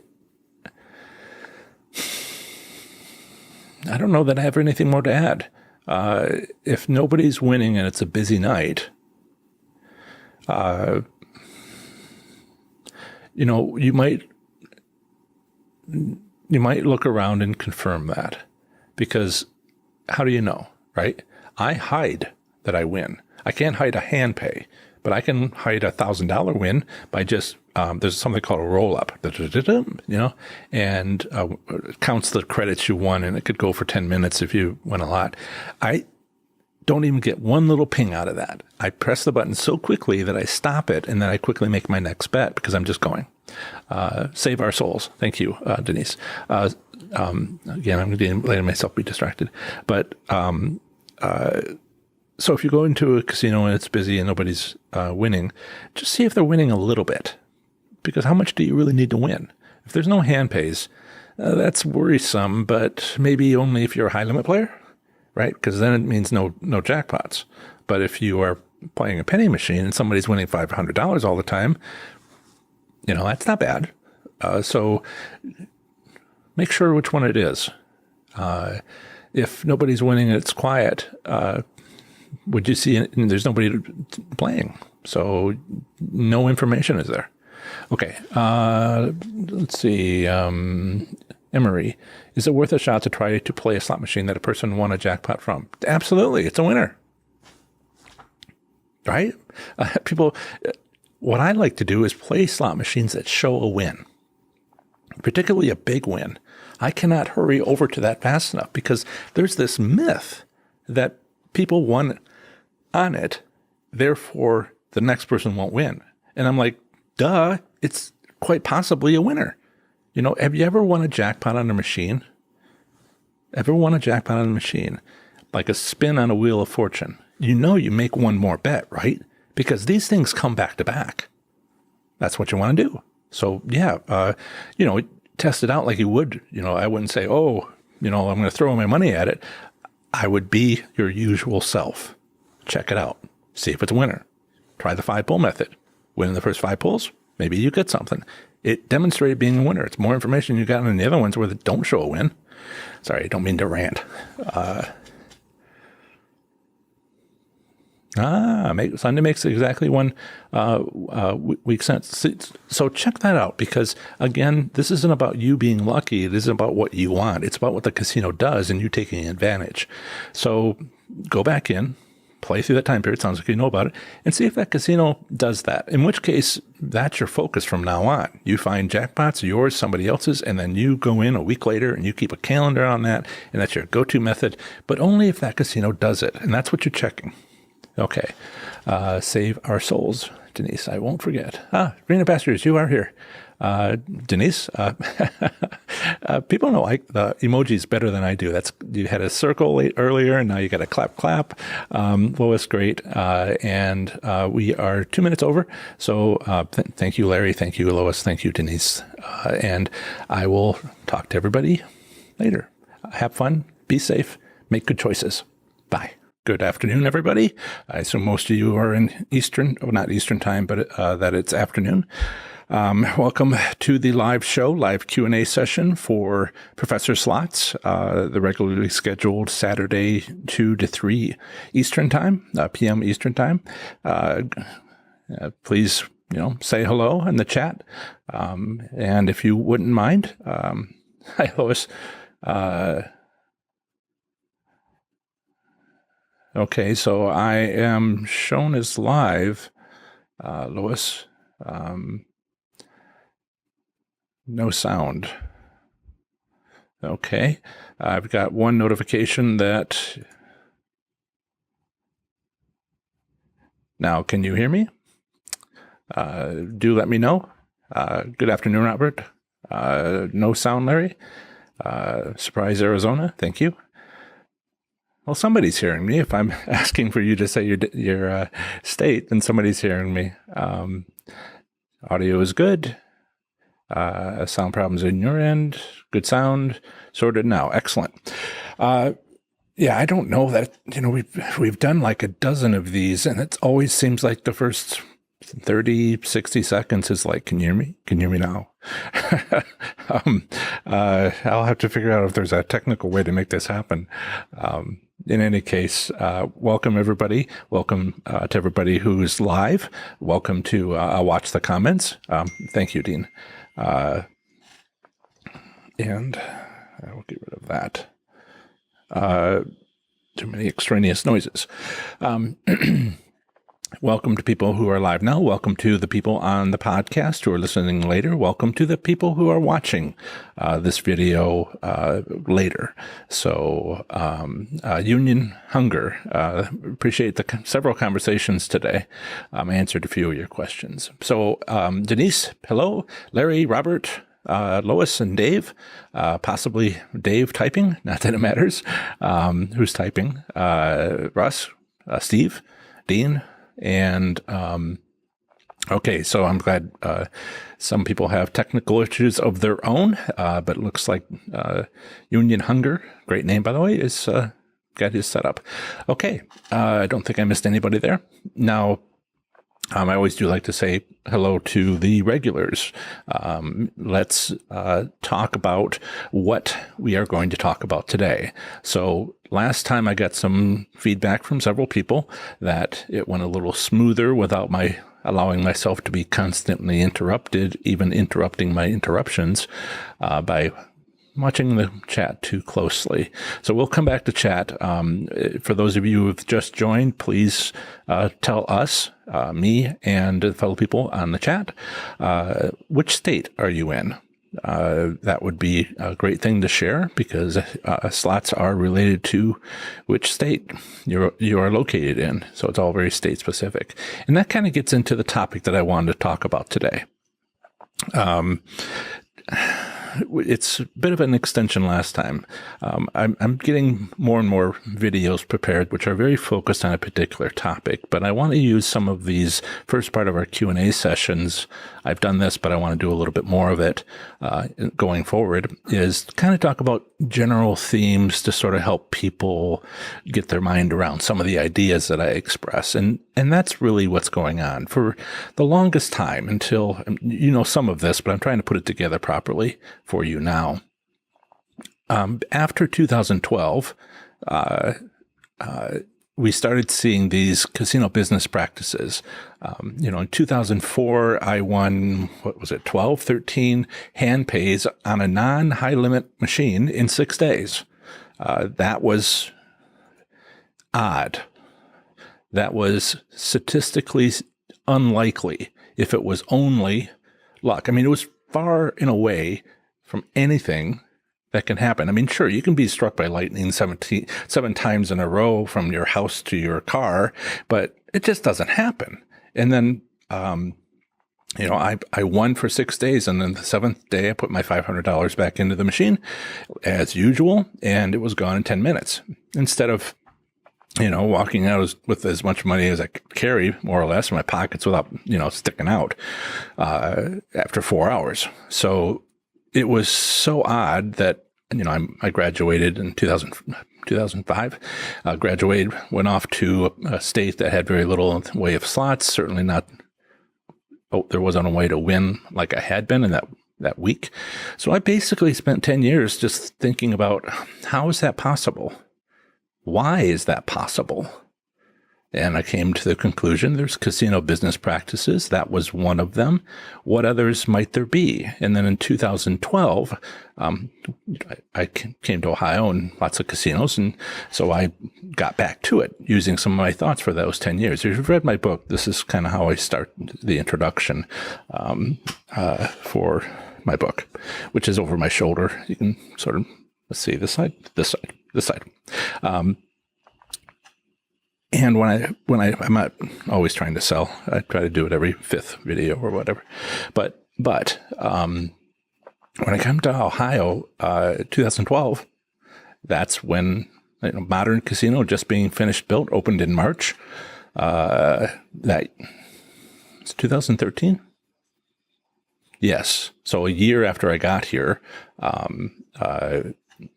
year and a month, it opened, brand new. No other casinos in the area, and those business practices that are part of having that happen with Modern Casinos, it's not one of the first in the country, but maybe the 10th, 15th, something like that, one of the early ones.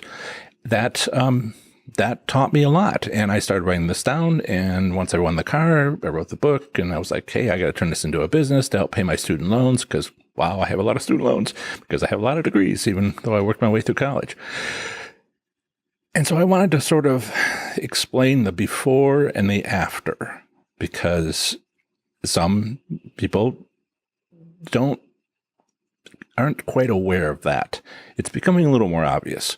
Certainly in 2012, I'd tell people and they'd be like, I don't know what you're talking about. Well, you have to go to this casino or this casino and you'll see what I mean. But you don't, so okay. But as the time goes by and we all have smartphones, where before we had quite a few less of them, it's becoming a little more widespread. So I have these ideas, which you've heard me talk about, and it's sort of trying to come to the point here. Many people have played slot machines for decades, and you could win on a slot machine that was set up to win manually by a slot mechanic. But then, like I did in 2004, and that was basically it. Aloha. Aloha. Nai. So if you, let me get distracted again. So if you did that for 20 years, of course it's going to be difficult to switch over to my ideas.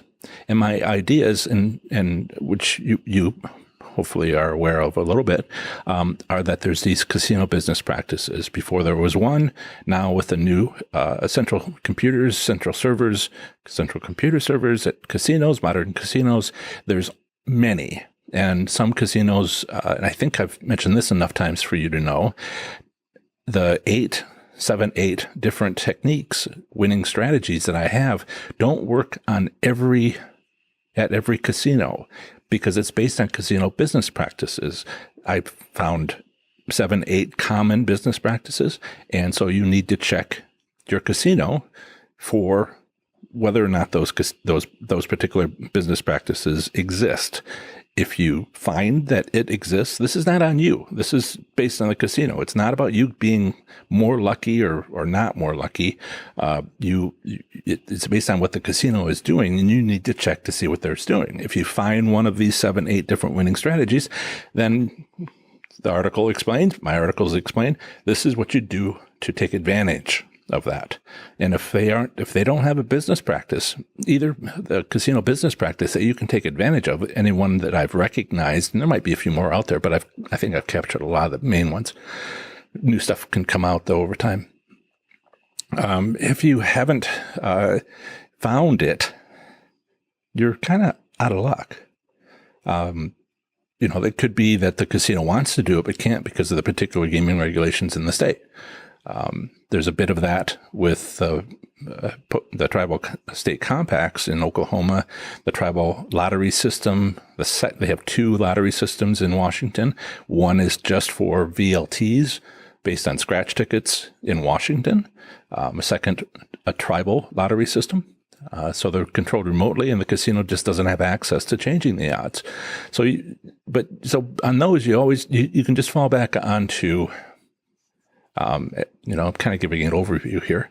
If they don't, if the casinos can't put together casino business practices, then you have to fall back on the tried and true, right? Leave after a win, money management techniques, being safe, making the most of player club stuff, etc. And just like we always have, but the casino business practices stuff is, as far as I know, it's basically unique to me. There's a lot of people out there who know them, but they're not a college professor adjunct, who knows how to present, understands how to put together a YouTube. Believe me, I know we always have that first little few seconds getting things set up on YouTube. But honestly, I'm a technical guy. It's not that hard to have a podcast or set up a website. I've had to figure some things out because everything's kind of been updated. But I have skills outside of playing and winning at slots, and I've used those to start a business. There's plenty of people out there who win at slots, but doesn't necessarily know how to write a book, for instance. So I'm not saying I'm alone. I'm saying I'm alone having started a business, more or less, on this topic. Okay, so that's kind of a get you to where you need to be. You've heard some of that, and maybe some of you haven't read my stuff too much, and so that is to get everybody centered. And so let's talk about the next thing, which is what might you expect? As you may know, I have an article on my main webpage, professorslots.com, where I talk about identifying your gambling goals. Now, I made a video for YouTube, and it's a great way for me to see what kind of reaction I get from people. And not a lot of people were interested in that video, but they should be, because if you don't know what your goal is, you may be trying to do the wrong thing to achieve your goal. Do you want comps? Do you want cash? Do you want fun? All right. These are somewhat mutually exclusive, and I talk about the relationship between each if you try to do more than one. So let's talk about what you might expect. If you are interested in using, and I assume you are because you're here, taking advantage of casino business practices. This is a little bit outside of money management techniques, being safe, and other things that I talk about. If you're interested in taking advantage of casino business practices, what might you expect? All right, this is not about how much money you would win. I'm trying to center this conversation on slot machines. One of the misunderstandings that have come out, that have been around for a very long time, 30, 50, 100 years, is people think that the game matters. That the game theme, technically, whatever is being shown on the screen, whether it's Sizzling Sevens or Wheel of Fortune or whatever, people seem to think that matters, and it doesn't. You could have a whole row of slot machines or a circular carousel of slot machines, and they don't have to have the same odds, even if they're the same game, because the casino can set up each one differently. So it's not about the game theme. That's the first point I want to make. What it does matter is the position of the slot machine. For casino business practices, the position of the slot machine matters. And that's getting me closer to the point that I want to make, which is this. How many machines in a casino have been set up to win by a casino? By that casino, by one casino, which is modern, has the central server, how many slot machines might you find that you can take advantage of? 3 at most. Now, there is one technique, the 5-pull method, which if they do it on one slot machine, they can't not do it on all the others in the casino. So that one business practice is, if they're doing it, then any slot machine is game. But all the others, how many wide aisles, almost a walkway, a corridor, has on the end of that walkway in the middle of the casino, how many slot machines are at the end of that walkway? How many slot machines are prominently displayed at an open area like a bar? Not hidden, but like if someone were to win on it, it'd be seen by most people in that area. All right. That's 2. You don't have very many wide corridors, aisles in a casino. So that 1, 2, and then maybe by the door where the modern ones are. That's it. Not all of them, one of them. Greener Pastures, you've been really good about that, far better than me. If you like the video, please give me a thumbs up. It will help me tremendously to reach a wider audience, and maybe even start paying for some of the rather expensive equipment that I've been buying. But it won't come from you. It'll come from the YouTube system. So I'll come back to the point about 3 slot machines. The one, and I'll come back to the moment. I want to check up on the chat and sort of touch base. If you wouldn't mind, if you haven't done so already, would you please let us know which state you're in? That would be awesome. So we got past the see, chat's working. Good for you, Union Hunger. Thanks, Steve. Wisconsin, Catherine, Hawaii. Nye, Hawaii, and a Vegas lover. Yep. What do they call in Hawaii? What do they call Vegas? I was told the ninth island. Russ, Alabama, Catherine, Oregon. Yep. Union Hunger. Don, I think. And maybe you like Harleys. Mississippi. And Mississippi has 3 or 4 regions, and you're in the coastal region. Okay. Lois, Florida, Ontario, Philly. Hi, Philly. Wise Virgin, Slot Machines has 3 computers per ties to the server, was cash in, cash out. Sure. Thank you, Richard. Greener Pastures, thumbs up, everybody. Yes, please. Jingwalk, hello. Greener Pastures, Michigan, my state I was raised in. I would show you on my map. Right there. Dean, Las Vegas, Nevada. Denise, Texas, playing in Oklahoma. We've been talking a lot about that. Philly, Pennsylvania. Richard, Western North Carolina. Hey, Richard, did you find I should just say Wise Virgin for everybody else. Did you get a place to stay in your last trip? I think that was last weekend. Jingwalk, Chris from Minnesota, here again with you. Excellent. Yes, Philly,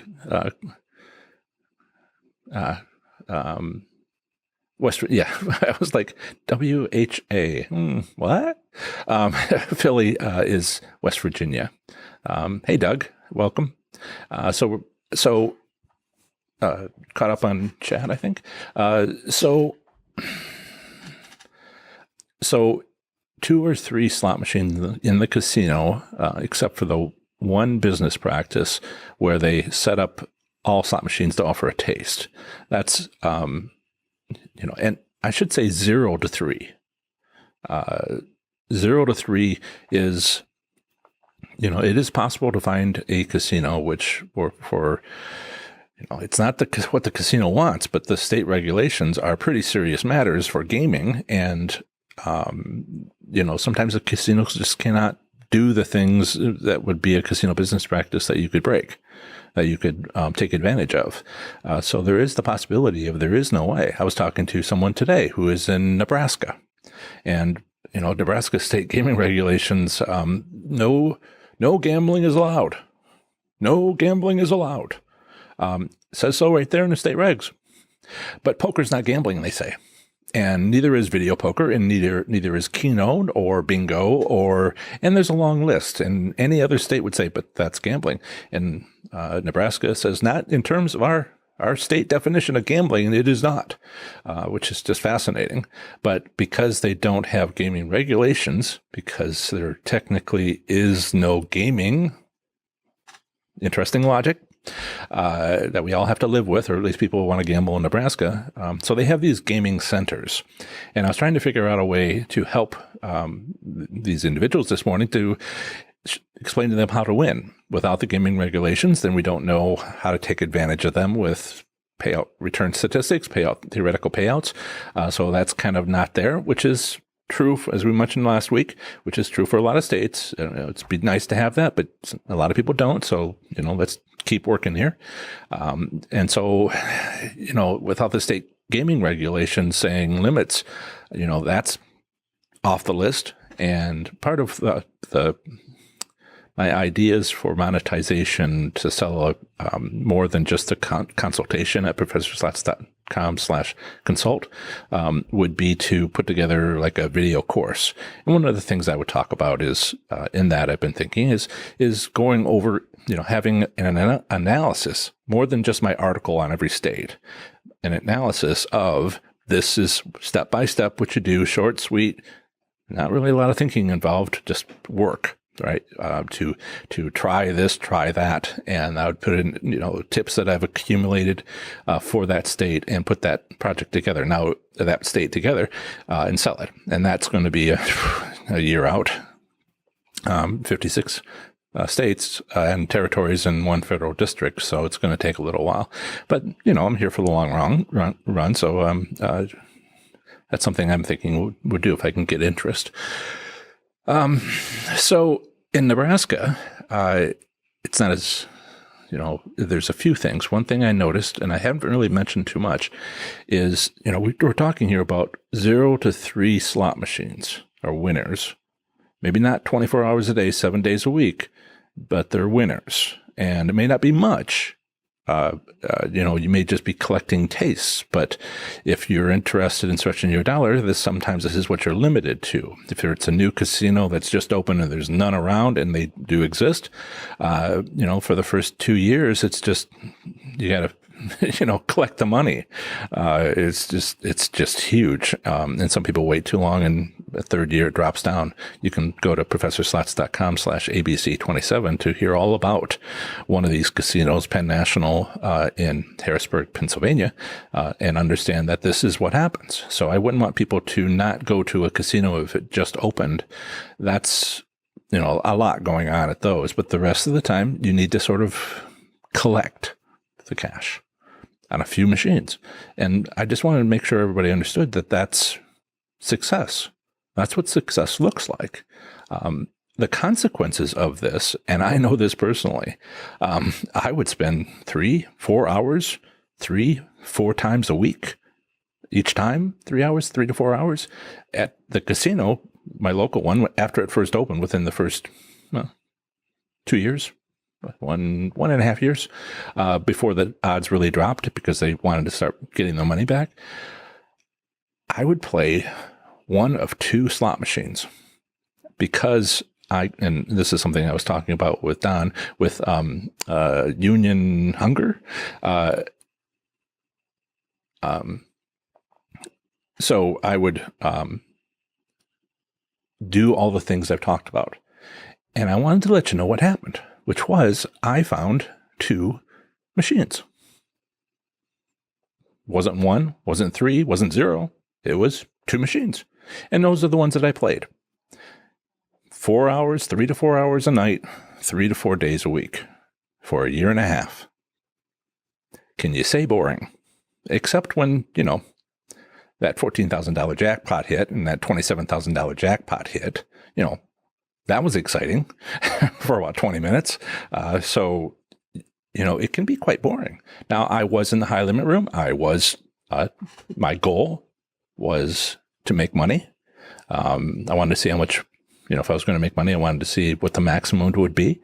And I had another goal, which not many people have, which is to learn how to do these things. So the other point that I wanted to make is, I've gone to casino after casino after casino. You may not have. Most of you may not have. And so if you were to go to your favorite casino, often the closest casino, and find 1 to 3, 0 to 3 slot machines, 1 to 3 slot machines, and win on it, you can fully expect that there's not going to be a lot of variety.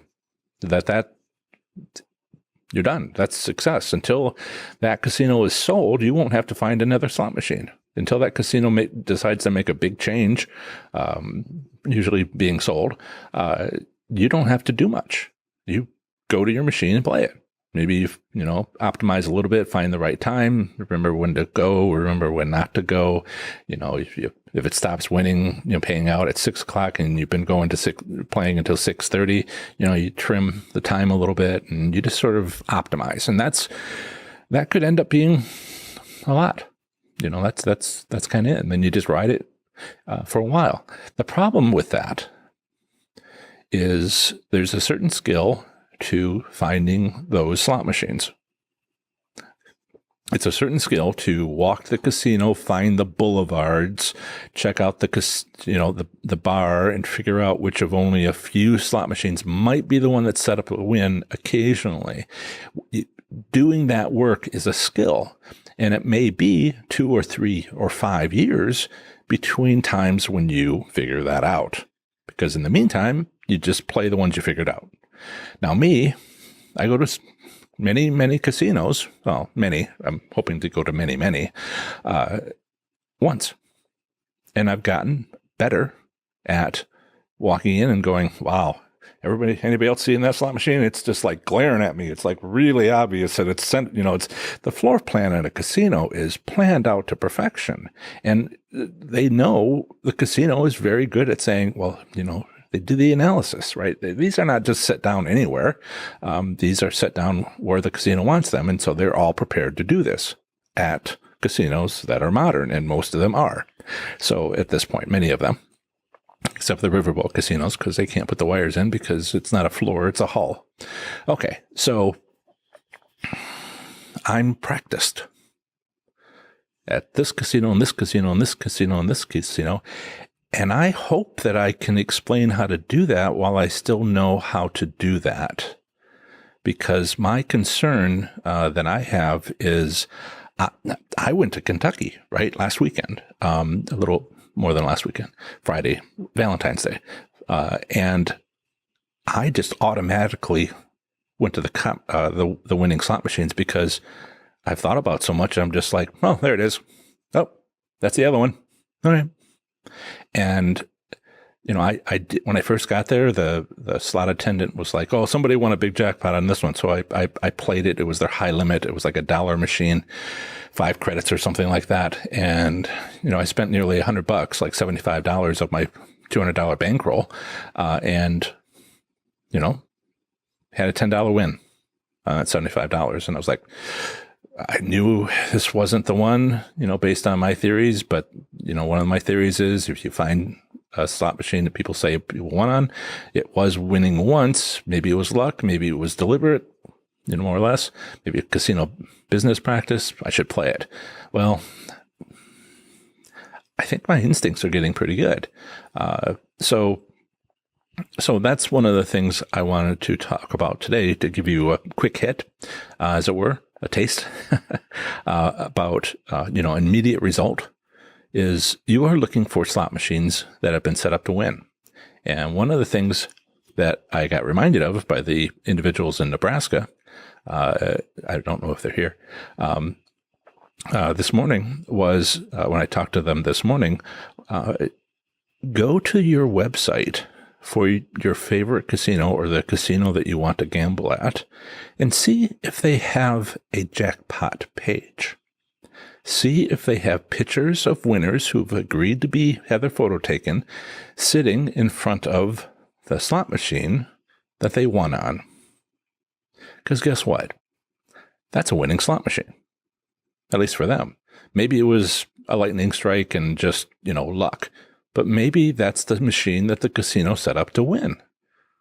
You should check it out. See if it's in the dark corner of the casino or along the main aisle right across from the bar. You can get an idea of whether or not it's winning just occasionally, lightning strike once, or whether that's the winning machine. Particularly if you look through the pictures and it's the same machine more than once. Not every casino website has that. The wise ones don't actually show it, but the web designer doesn't talk to the slot attendants, and the slot attendants don't talk to the web designer.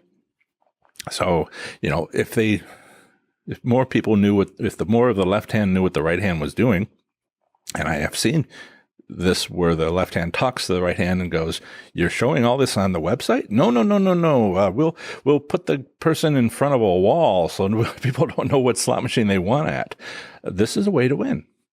At least it gives you candidate slot machines that might have been set up that way. So there's your tip. Okay. Go to the website, see if it's got a winner's jackpot page, and, maybe access it from your phone when you're walking around the casino and say, is it that one or is it that one? I've done that myself for a Twitter mention of a regularly winning slot machine at, Four Queens in downtown Las Vegas by one of the major podcasters. Rubin is his name, Scott Rubin, and Vital Vegas is the podcast. He just talks about it all the time. So I found a picture that showed not just the slot machine, which is fine, but also backed up a little bit, and you can see the cashier's cage is over there, the entrance is over there, which slot machines are around it. So it makes it easy to find as long as you know what casino it's in. That's a free tip. By the way, these the podcast will always be around, but these tips are going to be hard for people to just sort of find unless they listen through the whole hour and a half long podcast. So I'm not too worried about, giving away all the secrets to everybody. You are here and you learn these things, and that I'll continue to do this here. While I'll never take this video down, I'm not going to make it obvious. I'm going to what's called unlist it. So if you know about it, you can come back to it. But if you don't know about it, you can't find it. And so as I develop what I talk about on the Q&A sessions, this is where you're going to find some good stuff. Let's see. Wise Virgin, you got the last room last weekend. Good for you. Nye, hope I'm pronouncing that correctly. I noticed the Cal Hotel has a lot more big winners lately. Do you think it's due to new hotel Circa is opening soon across the Cal? It's a little obvious, isn't it? Connecticut does this with Massachusetts just before the MGM Springfield, just across the border into Massachusetts from Connecticut, did it. ProfessorSlots.com /ABC27 is an isolated casino, and they as soon as they could get a bunch of people coming in at a place that had never been a casino before with slot machines, they had a horse track for a while, for quite a while. They do their thing, and I'm telling you about them. Absolutely. The existing casino, when another casino is coming in across the street, what do? I mean, the example that you build loyalty in your base, you spend a little money doing that. I call it like, have you ever been to like a small town in Iowa? They've tried to maintain the small town mystique, the main street, and not much else sort of thing. What if you had a donut shop on a small town in Iowa, and you were the owner of a donut shop? And what if a donut shop opened across the street? What do you do? Well, you do the usual things. First thing is, you're on the city council, so you make sure they never open. That's the first step. If you don't do that, then what are you serious? Okay, so there's only certain things you can do within the regulations, whatever. So let's say that part didn't work and the donut shop opened. All right. Well, you have a bunch of people who go to yours. There's nobody who's ever gone to that one because it just opened. You start having sales. I mean, think Walmart, strategies before they started getting in trouble with all the online business from Amazon. I don't know people would know this stuff, but I do. You have a chance to be number one and keep number one, but you can lose it. So you, of course, build loyalty in your casino when one opens up across the street or whatever nearby, and in advance of their opening. Yeah. Next question. Wise Virgin, every parking garage spot taken. Yeah, that was, what do we say at work? My day job as an aerospace engineer. That was so 5 minutes ago, Richard. Okay. Joanne, Iowa. Excellent. I used to live in Ames. I was there for 10 years for graduate school, and Prairie Meadows was where I had that 2004 experience I was talking about earlier. Jingwalk, you talked on an earlier chat about attract mode. That is other people's terminology. That might have been Richard or somebody else. That they sort of, that's somebody else's terminology. But I talk about the concept. Slot machines set up to win. It's an old concept because you could do it in before casinos had central servers. And so it's a 100-year-old topic. Attract mode. It's very descriptive. Give a little, but it's not the little taste. I don't like attract mode because it's you might think it's two different things. You might think it's one thing when in fact it's two different things. And so I just don't like the indistinctness of it. So you're calling us attract mode the little taste of winning. Any suggestions on how to get away with from one of these machines? I'd save a heck of a lot of money. Yes. If I understand the question correctly, my 5 pull method. which you can find in an article. I think it's winning strategy number 1, if I remember correctly. Win immediately, and then win immediately. If you search for that on my website, you'll find it. That's what I call it, and I call it, make 5 bets. If you win anything on 1, 2, 3, 4, don't make a next bet. Stop. You got the taste. You're done. All right. Don't go for another 2 hours like I have many times and gone, wow, I just got the first one in the first 5 bets. Maybe I should stop. You're first to win 5 bets. Stop, move to the next machine. Now, being a little subtle here, if you want to be more conservative, make it 2 bets. Because, how many times do you win on the 5th bet? How much more often do you win on the 1st and 2nd bet? So you can save money by just doing 1 or 2 bets. But sometimes it is on the 3rd bet. Sometimes it is on the 4th bet. And kind of rarely it's on the 5th bet. Some casinos set this up slightly. There's adjustments to be made. So I say 5 because it's a pretty good number. Some people like to use 2 to be more conservative. Some people like to use 10 to be less conservative. They may waste a little bit of money, but they're sure to collect the taste. Anything past I've talked to about, telling them my 5-pool method and people adjust these things, nobody's ever said they went like more than 10. And that's your solution. Because I'm giving out more than one tip today. Now, do you think new hotels would loosen slots for a few months? You mean so a casino that has a new hotel?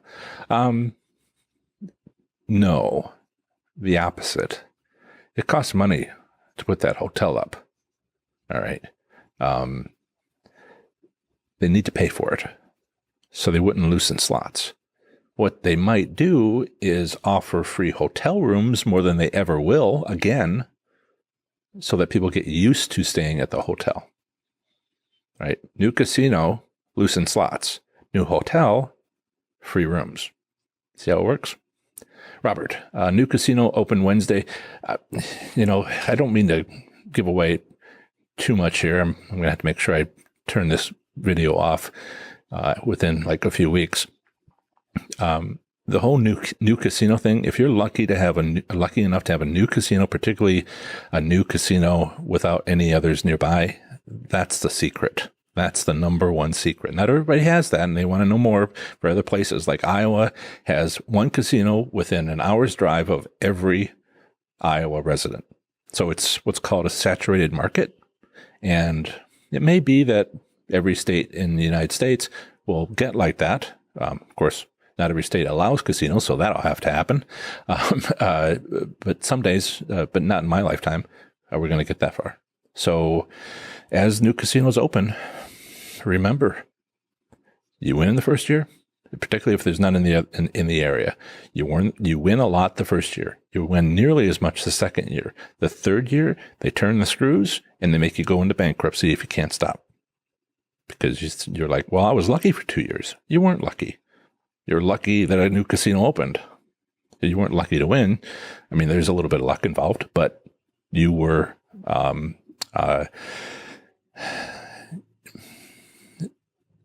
they wanted it to go that way. It's pretty easy to do it, but the investors can only wait so long. They have to put time into the casino, build up audience, because no one ever been to that cornfield before, and that where now the casino was, and once they do that, they execute. It happened at my local casino.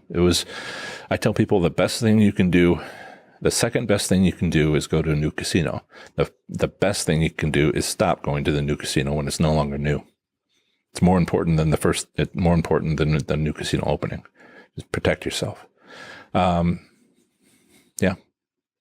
Have fun with that casino. Remember to stop. You said Arizona Desert Diamond Casino, West Valley, Glendale, Arizona, the suburb of Phoenix. You have a question about high limit slots. High limit room slots are loose. This is a myth. This is a common myth.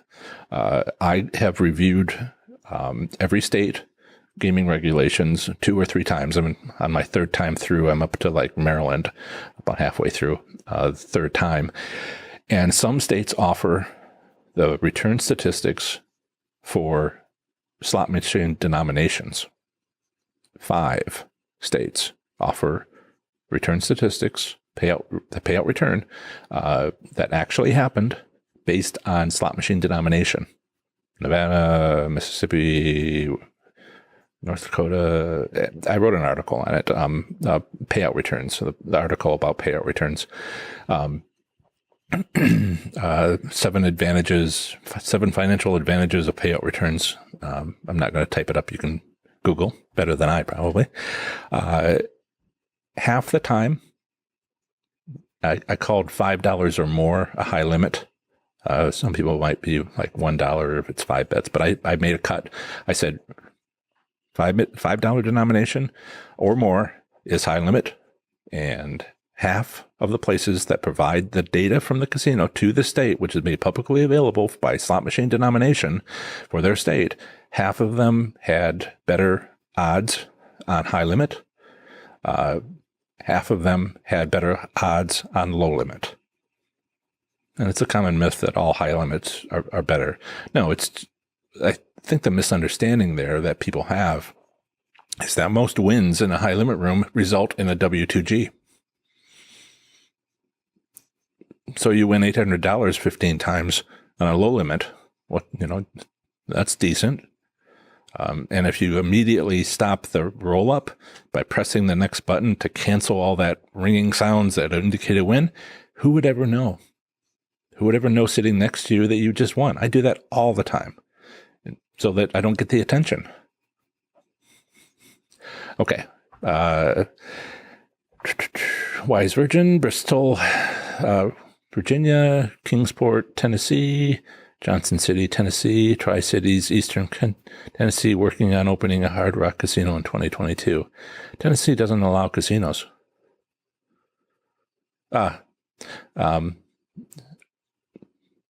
It's been 6 months, 5 months since I did Tennessee. 5 months ago, they weren't doing it. And Virginia, there's actually 3. Read my articles, professorslots.com/ then the postal designation, VA for Virginia, TN for Tennessee. You may have later information. I don't check weekly. I review each state once every 13 months, unless it really makes a big news and I can hear about it. So Tennessee, maybe they're getting them 6 months ago. There was no news. Bristol, there's actually 3 economically struck cities. And I'm sorry, that's not true. I'm sorry, Virginia isn't for certain getting casinos. They have I remember the state gaming regulations on new casinos. There is a vote in November. There's a vote in November of the cities that are going to get the casino or have been proposed to have a casino. They're going to vote in November. And it may not be this November, it may be next November. It certainly wasn't last November because it came out, the ruling came out, like the governor came out with a ruling in like October, and there was no time to put together the November vote. But there might be a vote this year. I haven't checked. Probably more likely next year, in which case then we'll know. Up till now, it's just proposed. And I imagine Tennessee is something like that, and I'll review that state when I get to it. Greener pastures. None of the slot machines talk to me yet. I'm listening, though. Just to get back to what I originally talked about at the beginning of the show, if you don't know to listen, why would you? All right. So, I've said before, I am not trying to give you fish. I'm trying to teach you how to fish. So, listen, but not just listen. Watch. That's the thing I'm doing now. As I walk into a casino, I'm like, anybody else seeing how obvious that slot machine is sort of like, trying to pull me over? Any of us? No, it's on the curve of the path and it's facing us. And, people are sitting right there and it's kind of directed at them. No, nobody else seeing this? If you don't know to look for it, why would you notice it? Something I've stopped saying, but I still personally like is, some people figured out calculus by themselves, not the name, but the technique. You might say they're prodigies of what? They're savants at math, but some people have figured out calculus, not the word, but the technique, and by themselves without being trained. But the rest of us, all of us engineers, all of us physicists, all those people that took calculus, somebody told us. All right. And, yeah, I'm telling you now, look, listen, and you'll be fine. Let's see. Hey, my father has arrived. I just happened to notice that.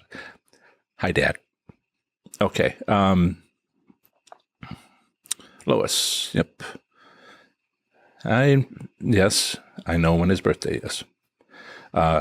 Wise Virgin. Isolated casinos, whereby you cannot hop to casino hop, are typically tighter percentages, especially tribal ones and isolated.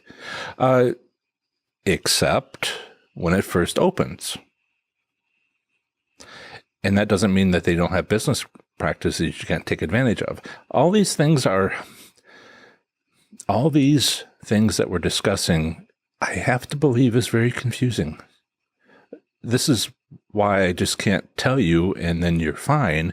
If this was all federal law, then I could say in every state, it's exactly the same, this, or this. But it's not, because it's state law, even, state tribal compacts. So I think, I wouldn't be doing this if I didn't have the hope of someday making money. How much do you take to a casino? Why don't you don't go once and pay for a consultation with me? ProfessorSlots.com/consult. Spend $150. That's what it is now, because I still have each week some openings.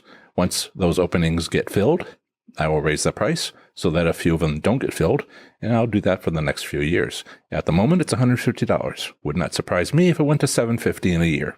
Would not be surprising to me if it went to twice that the year after. All right, it's $150 now. A typical amount, maybe on the low end, for what you might take to a casino one day, on one visit. And I will go over your state. I will review your state, whatever you want to talk about, in 50 minutes. I'll prepare beforehand, and we will just go through it, and I'll say this, because I could talk. I mean, I've already talked for like 12 hours on these question and answers, and there hasn't been a lot of repeat. A little bit, but not a lot. And so I can specifically answer your questions, but I can't when I'm talking to the world. Okay. I think I'm almost keeping up with the questions. Appreciate all these excellent questions, by the way. Union Hunger. If you haven't used, yes, I see you might have you're catching up. You might have had a phone call, got behind. Drop in a chat message before the end of the show so I can get to it, and then you can watch for it later. You can always pause and then keep up. I have some statistics on that sort of thing, how many people go back and re-listen or something that I said. It's all fine. Just something YouTube does. Doug Heck. A guy was playing Dragon Link, $10 for sin, $2 times 5. Sure. Harrah's North Kansas City has that machine. A couple of them sort of in a carousel. Some of them are facing the entrance to the casino, and it was easy enough to spot as the winner. People were winning hand pays on it. But, the one on the other side, which nobody could see, not so much, even though somebody was playing that one too. Greener Pastures, the FOMO, fear of missing out, keeps me at the machines too long. I like that term. And I have certainly struggled with it myself. What happened to me was I would spend too much money after a big win, and I eventually disciplined myself to leave, which was wrong sometimes because I was on a winning machine. I mean, it wasn't luck. It was a business practice that I was taking advantage of. And I realized there are times once you can stop, you have to choose to stay. Because if you figured out that it's a casino business practice, you know when to go. All right. I've sat there and won a $4,000 jackpot. 20 minutes later, I won a $10,000 jackpot. And I knew I would. Some amount. So it keeps you at the machine. Yep. You need to learn to walk away. Then that gives you an option. And if you learn when you need to stay, then it's in your control rather than outside of your control. Okay, kind of like dating. Wow, do I know that one? And you know your date is not the one, but you keep dating. Yeah. I think that's a very relatable statement. Yeah, be wary of the ones that want to have $100 meal. Go get ice cream. All right, you'll know in 5 minutes whether or not you want to date, unless you want to share a $100 meal with somebody. Who's to say? Virginia just passed House and Senate bill. Doesn't matter. The House and Senate bill in Virginia, and just might have been a year ago. It says, if you read it, that the local municipality has to have an election as part of the normal November election to approve the casino coming to that town. Maybe you would say, yes, of course they would. But you can only do it once a year, and they missed last year, and they might do it this year, or maybe they'll do it next year, and that'll tell you if it's coming for sure. All right, little details here. That House bill was like October 2018. Max, I'm late, but actually made it today on California time. California time, good morning for a few more minutes. Nye, any suggestions on how to retain all your info and utilize it? As soon as I hit that slot 4, my mind goes numb.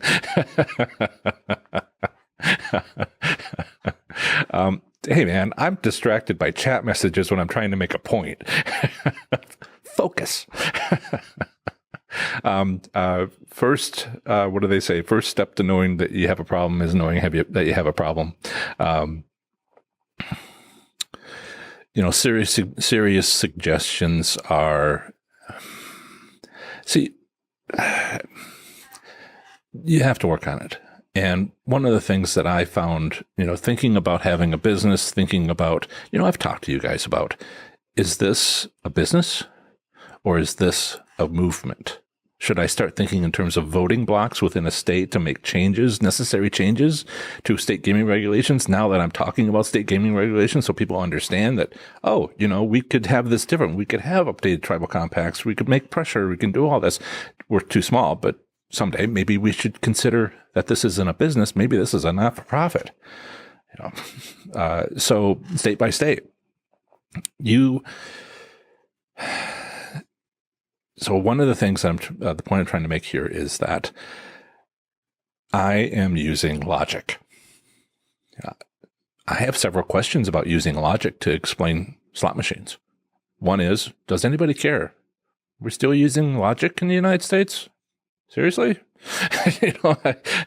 Maybe I don't have a business. I think, in the 2 years since I thought of that, enough people have gotten interested in what I have to say that there's plenty of people out there who think about this sort of thing. But it is certainly a challenge. So I thought, I might be a national figure. And outside, I always try to think about the limits. I might be a national figure in talking about winning at slot machines until I realized that most people are quite emotional and very much into an opinion, right, with no facts backing it up, no research, no consideration of of analysis, which I'm providing for you. And I've met several of you who were, better at spreadsheets than I am, and so I try to kind of stay away from the high end of that, because I need to smile and laugh and be friendly and, try to give everybody what they need, just like teaching at a university. You just do the facts so that people get the facts and they leave. So I need to be a bit of a personality here. But basically everything I'm talking about is logic. It's in this state law. It's in this casino business practice. I review the financial statements, and this is what we get. And this is the type of winnings. And if you want to think about what it's like in the casino, I can help. If you are going to a casino to find the brightest light you can find, to press it while, drinking two-fisted drinks, how can I help that? Even if you want to walk into a casino and think, they're professionals at not getting you to think. All right. So I recognize your challenge about fear of missing out. They're doing everything they can to make that happen. But you can overcome it. Once you know that that's the whole thing that's going on, good luck. If I can help, let me know. Max Powers, you're late. Yep. California time. Yep. Nye, any suggestions how to retain? Yep. Yep. Right. So Nye, yeah. I don't know. When you said your mind goes numb, what bothers you the most? I mean, just to be straightforward here, there's mild epilepsy for flashing lights. Maybe it's a medical condition. They have glasses that prevent that. That's common medical technique. People wonder why they have migraines or something when they just went back some flashing lights, and it takes a little while to get diagnosed. So maybe it's not you. On the other hand, maybe it is. So can you recognize what about the casino bothers you? Makes your mind go numb. Is it, noise canceling headphones? Well, whatever they all allow. Is it maybe you need shades? Maybe it's the smoke. What makes your mind go numb? And then block it, at least partially. Max, I told my gambling buddies about you. They listened. I bump into people and I mention it, and I don't know what I was thinking when I was like on my cruise writing the book, free cruise. Took my sister; she enjoyed Caribbean. I stayed in the shade so I didn't burn. And I'm writing my book, right? And people would walk up and we'd just have a conversation, and 9 or 10 people just wouldn't stop talking to me about slots, and I was just beginning conversations. And I went home, flying home, and I was thinking about it, and I'm like, if I was writing a cookbook, 1 or 2 people at most would have stuck around. I think this might work. How naive I was. These days I sit, at the bar at a restaurant, drinking my water with lemon, eating my food, and I hear the word casino, and I've had coworkers during my day job, come to me. It was Wednesday of this last week, and he's it's like, oh, somebody mentioned slots, so I mentioned your name, and they went to your website, and da-da-da-da-da-da. Word of mouth. That's how we grow. More people join, the more I'll be able to do. Thank you, Max. Dean, what's going on with the slot group name? Any good ones yet? Let me read them off for you. SOS Club from Denise. MSPGA, which I'm not a fan of because it's golf, right? Jan said Smart Slot Souls, which the only problem I have with that, and these are all not to mean serious problems, but I can't say it 3 times fast, and that's a problem. Smart Slot Souls. Slots Army for protecting the best strategies. One Armed Bandit Brigade. And these are all the militant ones. Greener Pastures, thank you for that one. I should mention who provides all these. Richard Wise Virgin did the armor stuff. I also have Slot Hunters by Sudan. The Wizard Squad by Jane. Not quite sure how that relates. I have to think about it. Slot, and these are all from Greener Pastures again, who's been very active in suggesting things. Slot Masters, Jackpot Runners, Dr. John's Jackpot Jockeys. Dr. John's Slot Posse, Dr. John's Slot Masters. Then Professor Crusoe's Slots from Steve, Advantage Slot Players from Josh, and Slot Advantage Players from Josh. Mostly I'm collecting them. I probably, we'll see how much I need to collect. It's not an urgent need to switch, but I'd like to get a list and maybe drop ones where I can't actually say them. And then put out a poll, see if we have something. Thanks, Lois and Dave, and everybody else, including my father. Happy birthday, Dad. Coming up in a couple days. I hope you have a good one. And all right. Thank you, Dudley. Make sure you subscribe. Everybody, please subscribe. Then you'll get messages about when the next one is and when my other videos come out. And that helps me grow, which is important at this stage in order for me to be funded on some of the stuff that I'm doing. Getting, every month, putting money in. And what's the other thing I've been saying lately? In 3 to 5 years, I should be an overnight success. I hope that's funny to you. Hey, everybody, have fun, be safe, make good choices. Bye. Hello, everybody. Welcome to Leap Day.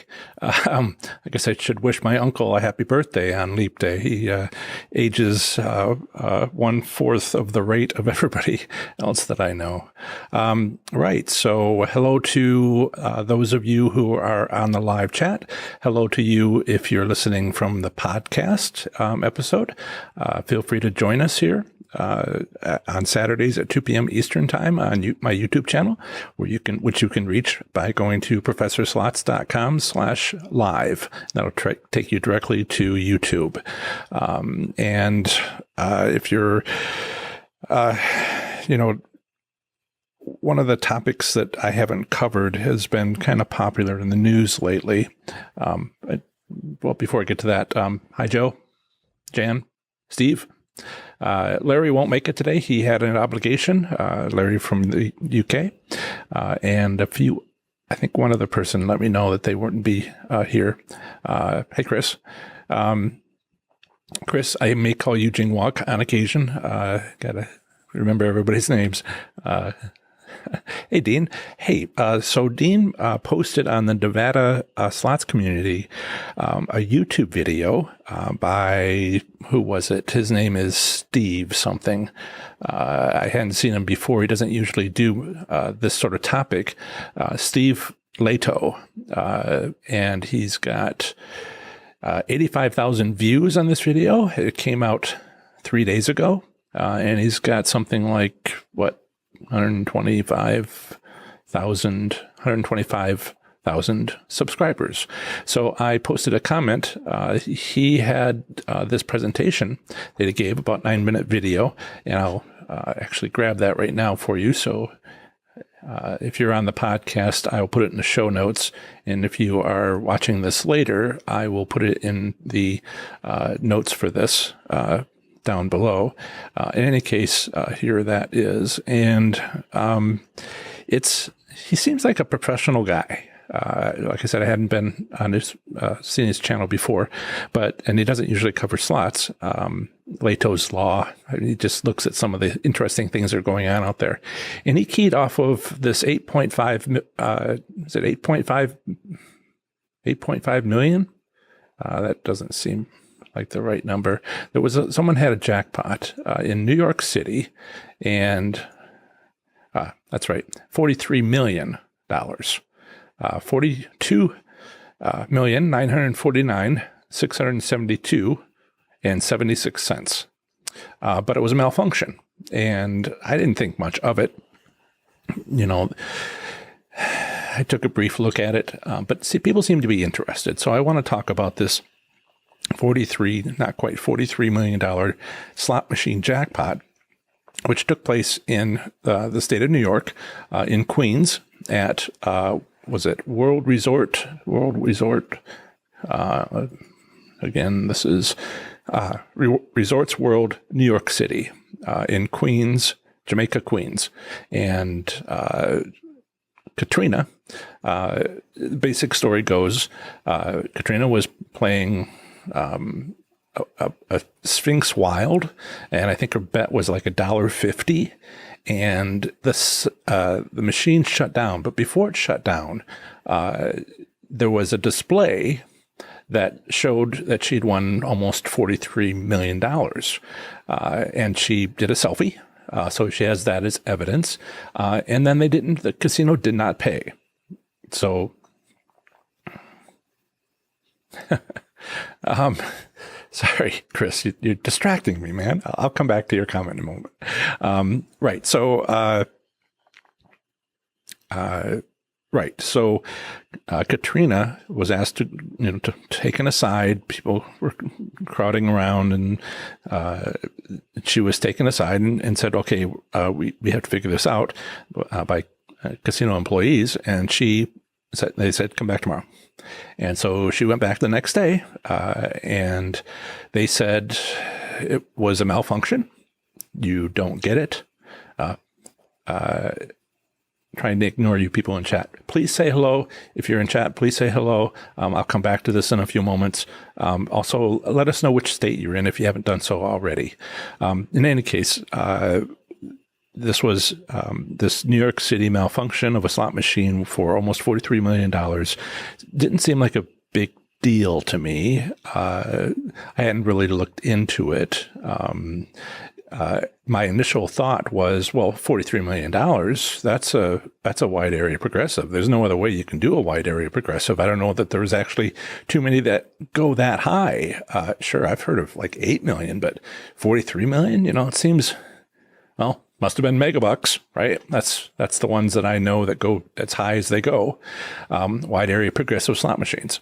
And so when I thought about a $43 million jackpot, and I thought about a malfunction on something that could offer that, I naturally assumed that if there was a shutdown or some sort of error or even the appearance of an error on these wide area progressive on a wide area progressive slot machine, you can have some definite problems, legal liability issues with a win. For instance, because it's not owned by the casino only. In fact, most machines, if it's not a very old casino, are rented. And so that the slot machine manufacturers can get some of the revenue from that as well. It's part of the participation. You can be fee or they can be participation based, where the slot machine manufacturer is part owner on any slot machine. But on a progressive like this, wide area progressive, it shows up in other casinos, not even the same casino operator, not the same owner, but other casinos and owned by other businesses. And so you get these multiple owners. The slot machine manufacturer owns part of it, call it a stakeholder. Other casinos, every one that it's at. And when you have a huge jackpot on a wide area progressive where it's millions of dollars, everybody has to agree. And not even millions of dollars, $400,000, any of these doesn't have to be the largest wide area progressive, but any of these, all owners have to agree to pay up because they each have a stake. They each have a stake when people are losing, and they have to pay up a little bit, something, when somebody wins the big jackpot, which will happen occasionally. And that agreement takes a while. That's why it can take 8 hours to get this life-changing jackpot, which you may or may not have known of. And that's also the lowest odds in Las Vegas. I should write about an article at some point about the worst bet in Las Vegas. I'm toying with that title for it, but I haven't done that yet, which is wide area progressives. The state statistics and the return statistics show that it's just, the worst odds above whatever legal limit the state might have. In any case, if the one owner of that slot machine does not agree to pay, then the player doesn't get paid, and you might have to take them to court. I thought that's what this was. I assumed that was what was going on here, given that it was $43 million. And just because it shut down afterwards, but, I have photographic evidence and all that, the casino would be dinged. The casino would not be able to pay because everybody has to agree to pay, but there's no downside for the other owners. Their only downside is for the casino where the hit happened. And they can't pay $8 million, $43 million themselves. It has to be paid by everybody altogether, all the owners. And I thought, the casino's got a problem and they can't do anything about it. They can't just decide to pay it. Who would want to pay $43 million? Also, if they lost more than that in business, then maybe. But some of this stuff gets national news. So this is what I'm talking about. I think the best way to do this is to share with you the CNN article, the news article about this, the interview with participants. And so I just put the link up in the live chat, and I'll put this later in the podcast show notes and also in the notes for this description portion of this on YouTube video for you to have that. If you're looking at it later. But that's not what happened. It wasn't a wide area progressive slot machine. It was a Sphinx Wild, not a progressive. I think the video, I think they showed it in the YouTube deal somewhere. Hopefully I'm not going to make things bad here. Get through the commercial. And I'm pretty sure it wasn't even a standalone or, casino-wide progressive slot machine. I'll check quickly here on the CNN article and let you know what time it was. When I look at it, I don't see it as progressive. I don't even see major and minor jackpots. It was a digital slot machine or video slot machine. And it's there's a picture of it around 1 minute, 27 seconds on the CNN post that I just put up for you. And so if you go looking at that, you'll see that yourself. But so that's one thing. Come on, computer. So that's one thing. And it's not a progressive. In fact, the maximum jackpot that could be won in that slot machine was $6,500. That was the top jackpot. And it said just slightly less than $43 million. Now, that's the other part of this. The other part of this is if you go to the very beginning of the CNN article, you find another article. I'm sure it's in the news all over the place. There it was. This was November 2nd, 2016. Really? Why are people talking about it now? In any case, the first video, the first clip on the CNN article shows the snapshot the woman took of the screen. There's just many things about this that are hokey. Now that I've dug into it a little bit more, why are we talking about a 2016 jackpot suddenly? In any case, her selfie showed a photograph, showed a picture of her in front of the screen, and it said, now printing out a voucher. I'm paraphrasing. Now printing out a voucher worth $42.959 million. And nobody prints out a voucher for that amount of money. The highest voucher I've seen was like 3,000 at 42 million. So there's all kinds of things that are wrong with this, and it's obviously a malfunction. It's something that happened 4 years ago, but suddenly it's making the news, and making sort of the rumbles through the slots community. Maybe it's because it was discussed by Steve Leto. For whatever reason, it's now news, and I want to comment on it comment on it. So Steve did I thought Steve did a wonderful job. I thought he explained as best as I've seen out there. He knew something about payout limits. He knew something about casino operating systems a little bit. He knew, basically that there was such a thing as a wide area progressive, but it's not. It's a fine video, but if, as an audience member, and you've seen my stuff, if you were to go to watch it, you'd be like, no, that's not quite it. And no, that's not quite the way that works. And I understand that people have a business. Brian Christopher is like that. He has a business, and whatever sells, who might argue with their business approach, whatever they might personally believe, they are trying to get people to watch their videos. And who knows about this stuff? Not many people. So I commented on that video on YouTube as Professor Slots, and I explained this and that and the other thing. And I also said that we're going to be, and here's one of the cruxes of all this, I said that we would be doing this. So I commented maybe an hour ago. And one of the things, those of you that are listening and watching are my core audience, okay? We're going to have a bunch of people show up at some point that weren't here from the beginning, and you guys are going to be mixed in with them. That hasn't quite happened yet. You're my diehards. That's wonderful. But at some point, there's going to be hundreds of other people who might later say, hey, I joined the first year, not necessarily the first day or the first video, like some of you have.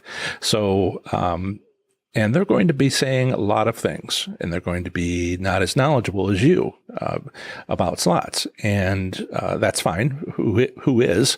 Well, we are, and so these people are going to join, and I was a little bit concerned commenting on a video that came out 3 days ago that already has 75,000 views on a channel that has 125,000 subscribers, that we might end up getting several hundred people today.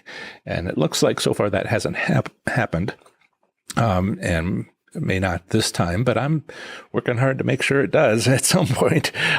So everybody just, I want you to know that's how it's going to happen, and wouldn't want you to be surprised by this. So I'm going to check through the chat. That's the other thing is on the live chat.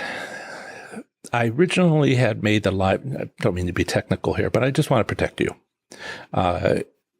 If we get tens of thousands of people showing up, who might be upset. Apparently, whatever the reason, YouTube is kind of, I hate to say terrible things like vicious comments, but you get a lot. And I want you to know that you're protected.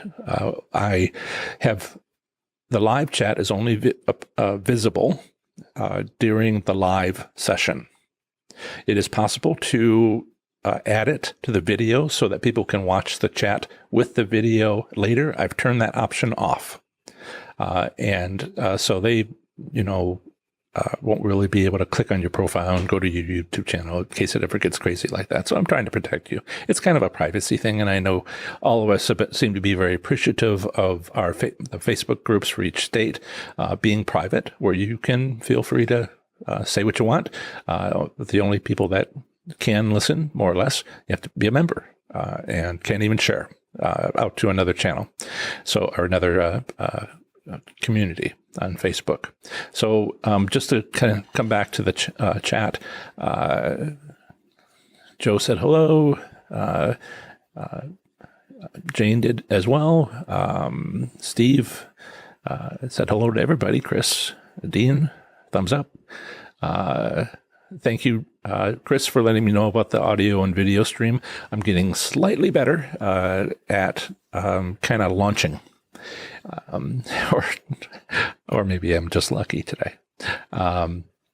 Chris, do we get any free wins at the casino day since it's sleep day? You get the chance to gamble one more day this year than you would most other years. That's what you get. Asking for a friend. That's funny.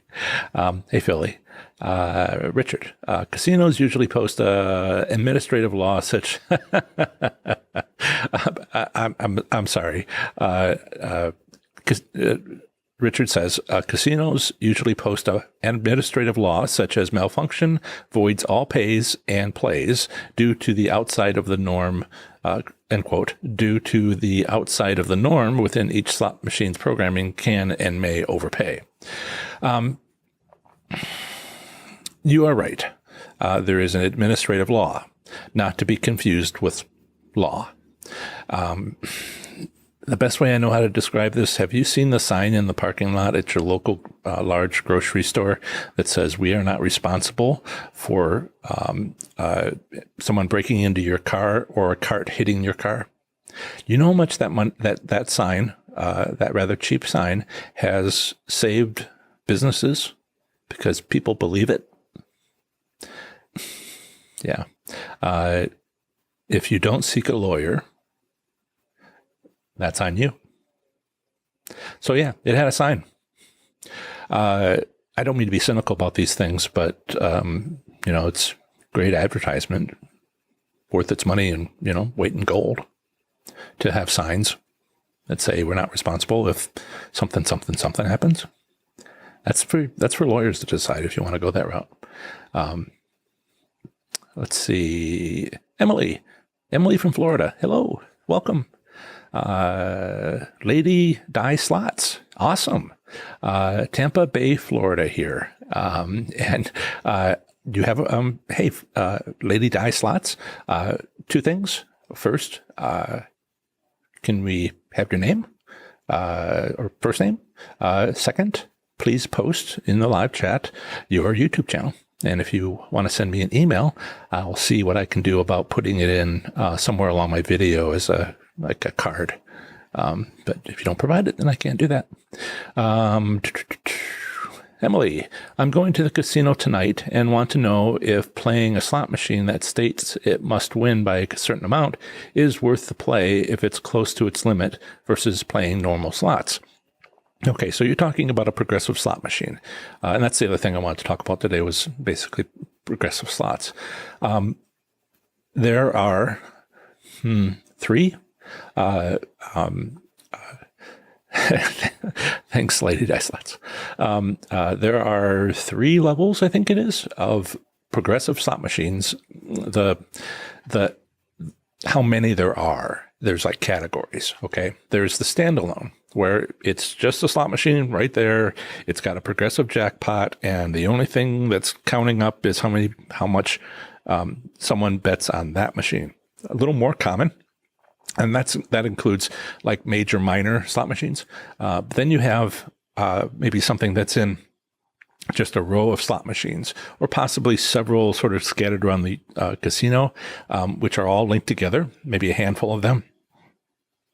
And these are called in-casino, in-house progressive slot machines. And that's a few of them. And then you get the wide area. You can also have like within the state, within the same casino. So that's kind of a within the casino operator business for a state sort of area slot machine. It's like small area rather than wide area progressive slot machines. And the wide area is multiple owners, multiple casinos, and those are the ones that have life-changing jackpots. So which one do you have? It's probably the first or the second. By the way, all this mess of the wide area progressive $43 million, not that it is wide area progressive because it's all just a mistake at this point. Top jackpot was $6,500. She ended up with a steak dinner, but the lawyer's like, steak dinner? We want the maximum possible jackpot, the $6,500. They're not going for the $43 million apparently, although everybody's lawyered up. But if you are looking at let's see, Emily, if you're looking at a single machine, which might have a major minor, no others around it, you can almost assume that's a standalone. Then that's you get to sort of see how quickly it climbs to the must pay by, and you can decide whether or not you want to put in that money. It can be expensive. And the jackpot may not be very high because it is only that machine. So you have to decide how close are you to the must win by and whether you want to put that much money in. It becomes a little easier if it's one of those slot machines that have been set up to cycle bankrolls, because then you're not, it's not all your money. It's a little bit of your money, but you can, I took $200 in the casino 3 weeks ago and played the gold at Miami Valley Gaming, and not just any gold, but the one gold that could be seen from the distance. And I ended up with 2,831 rewards point at $1 each. So I cycled my $100 out of my $200 bankroll, just taking small amounts to try things out, and nearly $3,000 were cycled. So if that's one of those slot machines, then you can see how it's just a matter of how long you're willing to sit there and play, because it's not terribly expensive. But if it's not paying out, you make $1 bet and it doesn't pay out $5 every 5 bets, or even, $4 or $3 is not paying out at all, then it gets to be very expensive and you may not have a profit. Now, if it's a wider area, and it's a must pay by, then as I talk about in my progressive slots winning strategy, you probably need a team, because if you're bringing the number up to the must win by, then it's not just that one slot machine. Somebody else who just happens to sit down at the right moment on one of the other slot machines that's in its network for that collection, that network of that progressive slot machine, they could win it just because they happen to sit down. So if you have a team who are at least sitting there, maybe betting, maybe, it has to be a team that you trust, then you take that route.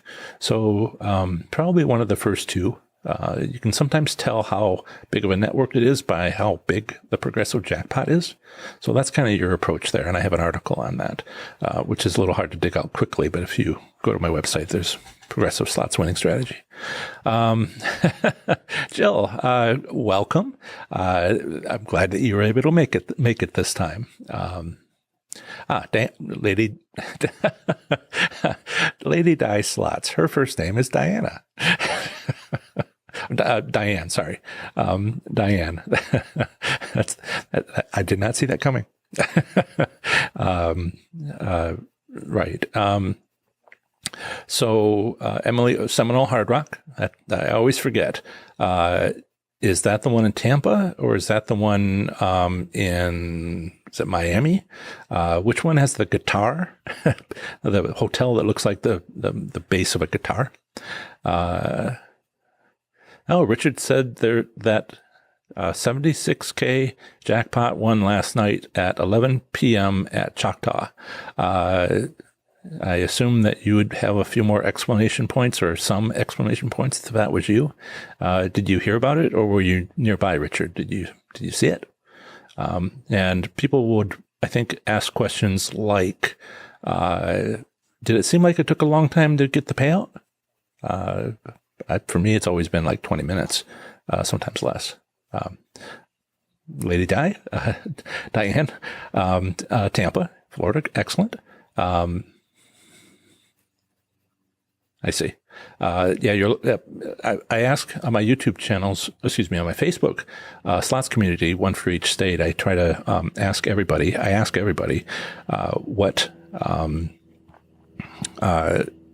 What is their favorite casino, and half the time it's the one that's closest to them, whether they win or not. It's the one that's closest to them. Let's see. Do you have, I usually talk for the first half hour. In the second half hour, I take questions. The $76,000 jackpot was won with bets of $45. wow. Do you think they made a profit? I knew somebody's brother, they were telling me, their brother had won $125,000 jackpot after 15 years of gambling. And I was like impressed. And then I started thinking about the math, and I'm like, this whole time you could have worked at a convenience store and made a $30,000 profit or whatever per year, and might have even gotten health insurance. But, if you sunk that much money, I figured $15,000 a year for 10 years, that's $150,000, and that's less than the $125,000 jackpot. I was just like, so at first I was happy for him, then I walked away, and afterwards I was like, sad. No.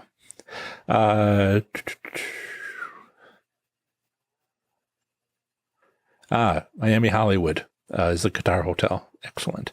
Hanging with Linda. Hello. My day job, I have a coworker. He's awesome. And he's here. And yes, Terry, my volume was too low. 2 or 3 shows ago, and I had forgone wearing these to keep an eye on whether or not you could hear me or not if I moved away. And now I have ability to hear if I lose you. And so now we should have good volume and never have that problem again. The headphones are new to you. Excellent, Terry. It's just quality assurance. You'd understand. Richard, Instagram and YouTube has at least 1,000 slots channels. Yeah, you and I had talked about that. No doubt there is more. How many of them talk about winning? There's a choice to be made. If you want to grow a YouTube channel about slots, don't do it the way I'm doing it. You have to invest. What do I tell you guys? Invest 3 to 5 years, and I'll in 3 to 5 years I'll be an overnight success. But I'm okay with that. Just trying to build things. It's interesting that we have some fellow slots YouTubers on. I'm getting a little camera shy.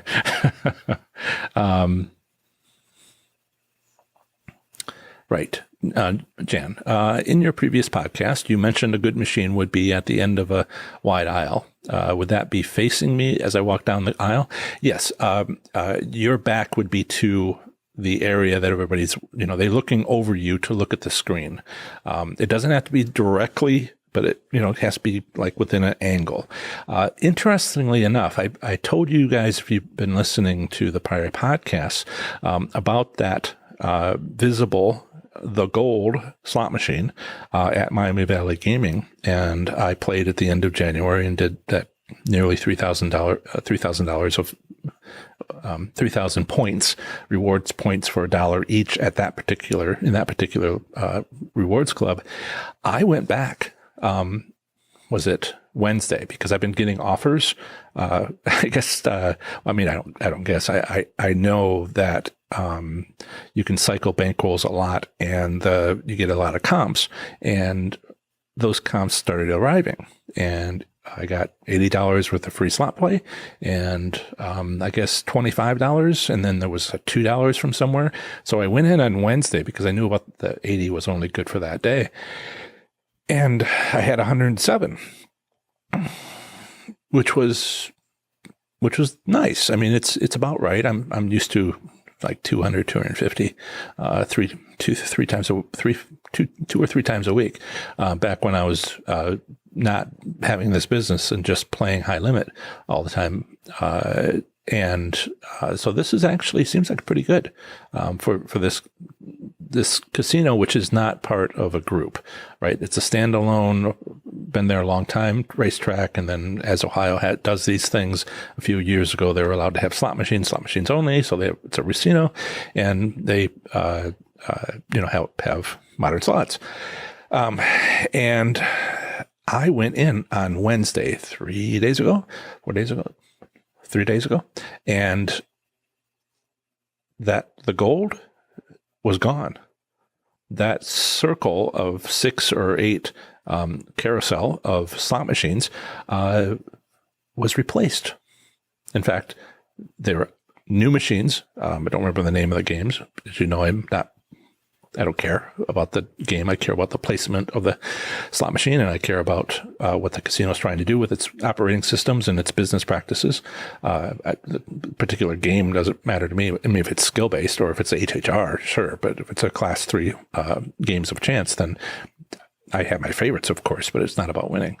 So they replaced them. The new ones were not yet operational. They had a work order on each screen saying, whatever you need to put on those things for the machinist, slot mechanic to put them in. But wow, I reviewed them in April last year, those machines, and then a few days, I can't believe it would be me winning so much on them. A few weeks after my playing them, it's more likely they saw maybe my YouTube channel or the podcast about this or something. In any case, they're gone. I have a podcast channel, and I met my first podcaster, a guy named David Jackson, in Akron, Ohio, and we sat down in a Barnes & Noble with his little meetup, and I'm just sitting there, and I'm just like, are you okay? You normally talk a lot. I'm like, well, I'm kind of feeling it right now. So I'll try not to be shy. Okay. Yes. So you are, Jan, yes, you want the display to be facing where everybody might be looking from. So more or less your back would be to people. When I was playing the gold machine at Miami Valley, I kind of half turned around, right, to kind of watch the crowd. And I got those bonus round where I won games in the bonus round. So I had 10 free games. And in the second part, when I was working on the free games 6, 7, 8, 9, 10, I got up to the special symbol that was coming down, was worth $75 each. And so, 8 of them would come down, and 3 of them would come down, and everybody's just like, gaping, jaw dropped, people around me. And I just kind of looked around, and you could obviously see how much other people were enjoying watching that. And that's right there, a reason for the casino to do that, because the machine I was sitting at was occupied. Thank you very much. And so they turned to some other slot machine that appealed to them, some other game that they might like, and spent their money there. So it's not like it's a loss for the casino. Right. What is the casino's name you play the most at? So I went to 2 casinos for years before. So one of them has been sold twice, and the other one has been sold once. So the one I started at was Caesars Entertainment. It was a horseshoe, Cincinnati. So a lot of the stuff I learned was there. The other one was a local casino called Belterra Park, not Belterra Resort in Indiana, but Belterra Park with a racetrack, not a resort, in no hotel, just slots, on the Ohio River on the Ohio side, not too far from Cincinnati when I lived there. Then both have been purchased. It's a pretty interesting dynamic. They were, as I've mentioned before, I think, but maybe you hadn't heard this, Belterra Park was under renovation in 2013, and they didn't open again until early 2014, because it takes a year to move the building down a little road a little ways and lift the track up a little bit so it doesn't get flooded as often by the Ohio River. So this is a significant renovation of some older buildings, and so that was definitely a renovation, heavy renovation, as I talk about. So they put in all new systems and operating systems and wired it up properly, or the modern system. I never played there before that happened. But while that casino was shut down for like a year, maybe 3, then Horseshoe put in a casino downtown Cincinnati where there had been no casino. So not only was the casino that was nearby shut down, and before it reopened, it was pretty low end, Horseshoe put in, Horseshoe Cincinnati. And that casino, had to deal with a population within driving distance or more who were like, casino? We've never been to a decent casino before. What's that like? And so they helped people win. It was part of the budget, obviously part of the budget to educate people in the local area and give them a good reputation, give themselves a good reputation by helping people win, at least a little bit, obviously win. A lot of people were just spending money, but a few of us, I was going occasionally and then, I went, there's stories in my book, that one behind my shoulder on the side. Right. Long story short, they made it easy to win. Particularly in a high limit area, the room with the slots room, and for the first year, and that's when I won 50 taxable jackpots in 6 weeks. And as I was doing all that, I started understanding why I was winning when I was winning, and I started to understand why I wasn't winning on nights when I wasn't winning, and this is how you figure stuff out. And then the next year I won another 40 or so, and then, but it was harder. That took me 7.5 months to win 40. So the odds went down. I mean, this is not me. This is casino stuff. Some of those were about luck, but mostly it was about this is what the casino wanted to do. And I was just learning to take advantage of these casino business practices more and more as I had more and more practice. And then, of course, I won the car. Deliberately and the stories on my website and other things. I mean, it wasn't certain. It was just like, I really ought to try, odds are like 1%. And I'm like, that's huge. and then I started the business. So 90 taxable jackpots in 9 months. And then I won a car, and then I started a business, trying to explain this to other people because $30,000 profit, after expenses, per year for those 2 years was great, but, I got student loans and wasn't going to cut it long term there's a maximum on student loans. I found a way to get through that. and for those of you who don't know, those frames on the wall behind me are my 8 college degrees, mostly in physics and engineering, including 2 masters, a doctorate, a couple of bachelors. First ever college degree in my family is one of the lower ones, which are associate's degrees, things like mathematics and other stuff. What's my point here? My point is, those 2 casinos is where I spent a lot of my time. Now, I bought a house with some of my winnings, not that I paid for the house, but enough to get a down payment. And now I started looking at the state gaming statistics, and Miami Valley has the best payout returns, return statistics in Ohio, and it's on the way to work. So that's where I gamble, but I'm not gambling for me. I used to play high limit, and the last time I was at Miami Valley, not this recent one where I spent $107 in free play, but when I was there for 3 hours at the end of January, I was there for you guys. I want to see what's going on. I want to see what the new stuff is, and just learn more for you. I'm not there for myself because, I won $571 on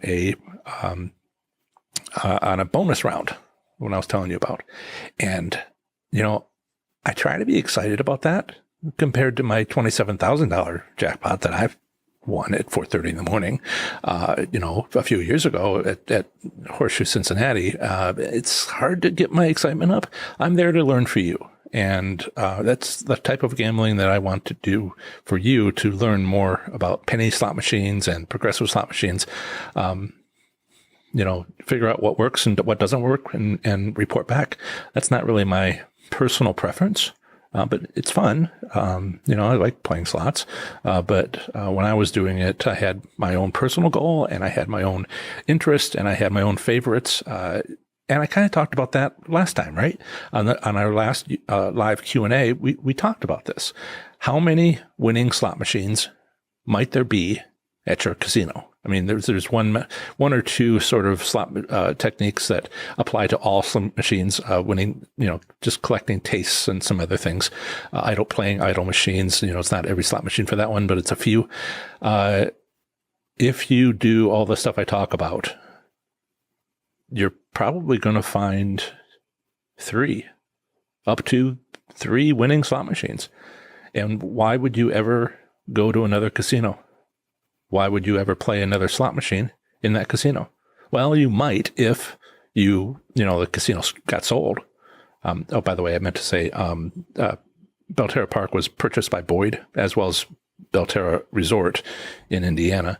And then Horseshoe Cincinnati was purchased right around the time when I won the car that year by Jack, which is the Greektown individual in Detroit who owns those casinos. So only a few other casinos, not the wide network like Caesars Entertainment has. And then and so Horseshoe Cincinnati, the investors for Horseshoe Cincinnati got paid after a few years of investing in building a base of slots players in the area.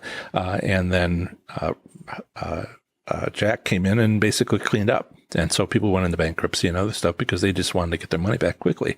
Then they sold to, is it Hard Rock? Hard Rock had to get approval, and April last year is when it happened, although they had to get approval from the State Gaming Commission. So when exactly did the ownership switch? I tell you, when you get a W-2G and you see the owner name change on the IRS form, that's the fastest way to know. Otherwise, it's really hard to find out unless you kind of check the blogs and other things. But apparently they recently got approved by the State Gaming Commission, Ohio Gaming Commission, and at some point, new signs are going to be going up, which is really the last thing that happens. Right. That's a long answer, Richard. Did you search the entire casino to see if they had just moved them? No. I suppose that's worth doing, but my focus is not at all on the game.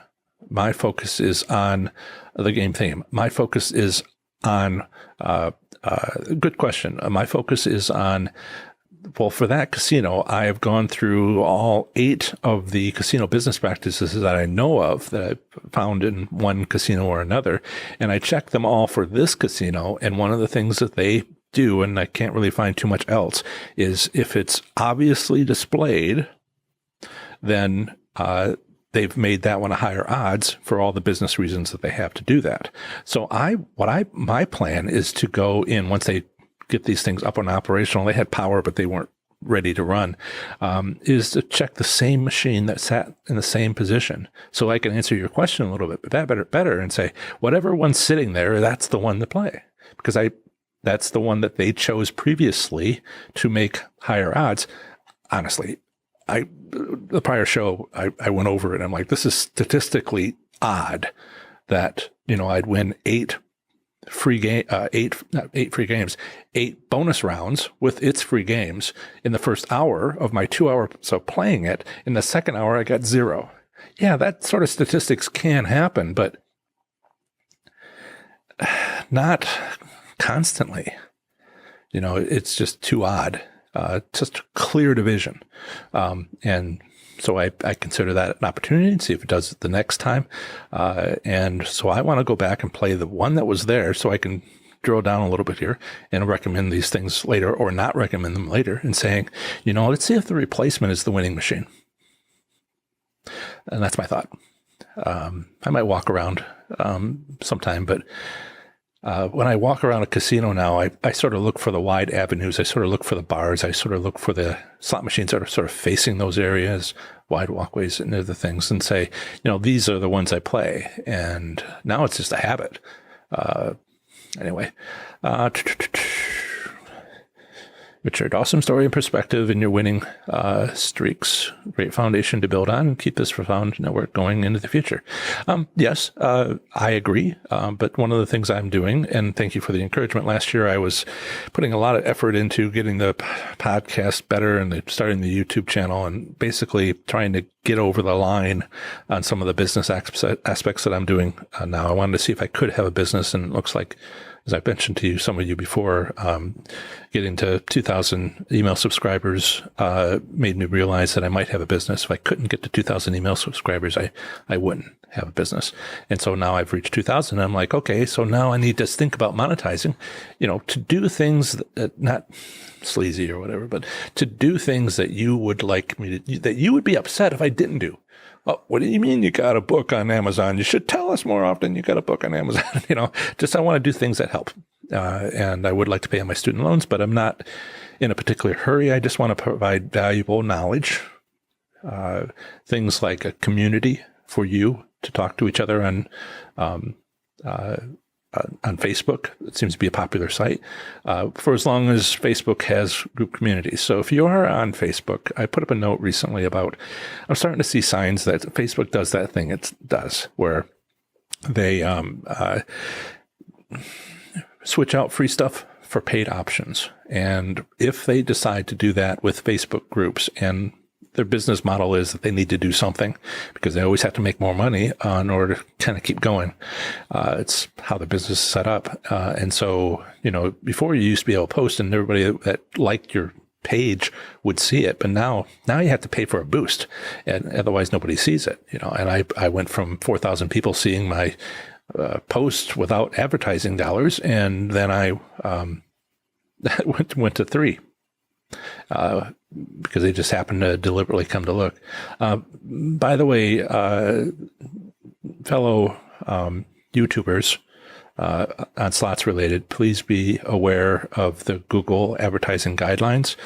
If you own a slot machine manufacturing company, if you own a casino, or if you wrote a book on slots, one of those is not like the other two. You cannot advertise. If you go to Facebook and you have an admin account to advertise, if you have a long-established Facebook account, they will let you do it a few times, and then they'll shut you down for life. So mine was shut down for life after I talked about the implosion of Revel. So it was on the gambling topic. It wasn't like a gambling game. I was doing a news report, and they give me a couple of warnings that I didn't really understand, and then they had a lifetime out. Something to be aware of. It's right there in the Google advertising guidelines, at which everybody follows, like Facebook. Okay. Okay. I saw this note here. Okay. So Richard, we think alike. Just stopping there. Yes. I chose Professor Slots as a name because I'm an adjunct professor. I share knowledge. I try to be fun. I try to be interesting. I always have when I was teaching, favorite professor sort of approach, but also helping. And so I try to just do what I know here, but I'm never going to be able to turn it off. I will always have problems with like being cutting or mocking people and other things that you might see at other places. And like, you've seen this trolls on Twitter, that's not me. And I attract people with my name, Professor Slots. I attract like-minded people because sometimes, the books I read on this topic, sometimes, there are people that want to know which slot machine to play, which game to play, wherever it might be in the world. Do they play White Buffalo or do they play Wheel of Fortune? And I'm like, that's not what's important. And they get insistent. And I'm like, I talk about other stuff. So it works for you guys because you stuck around. And that's kind of how we'll see if this can turn into a business. But Richard was saying, your personality is knowledge to speaking your understandings, podcast to profound wisdom. I have high hopes but low expectations. I've certainly hoped that I'm wise, but I don't really expect it. It's like winning that $27,000 jackpot. I was there deliberately at that time. Someone had just won a big jackpot behind me, and then I won mine. And it turns out my high hopes but low expectations hurt me, because I just sat there and went 27,000. That wasn't supposed to happen. Well, I mean, I wanted it to happen, but it wasn't supposed to happen. And so sometimes I get nervous with success when it works out. But thank you. Kind words. Hey, Joel. Jan, play machines near the bar or table games or no? As we've kind of discussed here and there, it's up to you. No, it isn't up to you. It's up to the casino you're visiting. So let's say you go to a casino that has 5 bars. Check the machine that kind of visible from the bar. The flat ones, I don't really think the flat ones at the bar are visible, maybe to the person sitting next to you, but they're not up and facing the crowd. So I don't think that would meet the criteria of a casino that does this. And, if they do it at one bar, then try all the bars. But if you can't really make it work at one, maybe 2 of the bars in a casino that has like 5 bars inside on the casino floor or something like that, then that casino doesn't do it. So you can stop wasting your money by checking. So let's say you play a couple of slot machines, and in the first 5 bets, you get, gives you a taste. Well, the general idea there is either it's a winning slot machine, in which case you might want to at least once keep playing and seeing if you get any other win. In some places you won't. You'll just get that initial taste, which is meant to get you excited and spend that taste and then whatever in your wallet as well, and maybe go to the ATM machine after that. It works surprisingly well for casinos to have that. They get money from that. But if you stop at the taste and don't make one more bet after the taste and then go to another slot machine, people ask me, so how many slot machines is that going to be that I could go to? Everyone in the casino. So once you find out that a casino has one of these active business practices that I talk about and how to win, how to turn it back on them, like eat the taste, stop. If you find somebody a casino that does that, then that casino does that. And that's what you look for in that casino. It is unlikely that they have another winning, a strategy, a casino business practice that you can use to turn back on them as a strategy. They don't usually have more than like one of those. So you got to figure out which one, if any, exists at that casino. And then you just maximize it. Now, one of the thoughts I've had lately is, like 4 of these, not 4 of them, one of these great techniques that I used at Caesars Entertainment, the Horseshoe Cincinnati, maybe that works at every Horseshoe. Maybe it's not individual casino. Maybe it's the owner. Now, Harrah's is not Horseshoe. I know they're all owned by Caesars Entertainment, but they all have their own management staff at the lower levels. So I know one technique that had worked at a Horseshoe, and now I'm thinking every time I go to a Horseshoe, that's the first one to check. Let's see. Each slot machine has a stamped on the side machine number, and a casino can and will move them around. If you win on one constantly, take a cell phone photo. Yeah.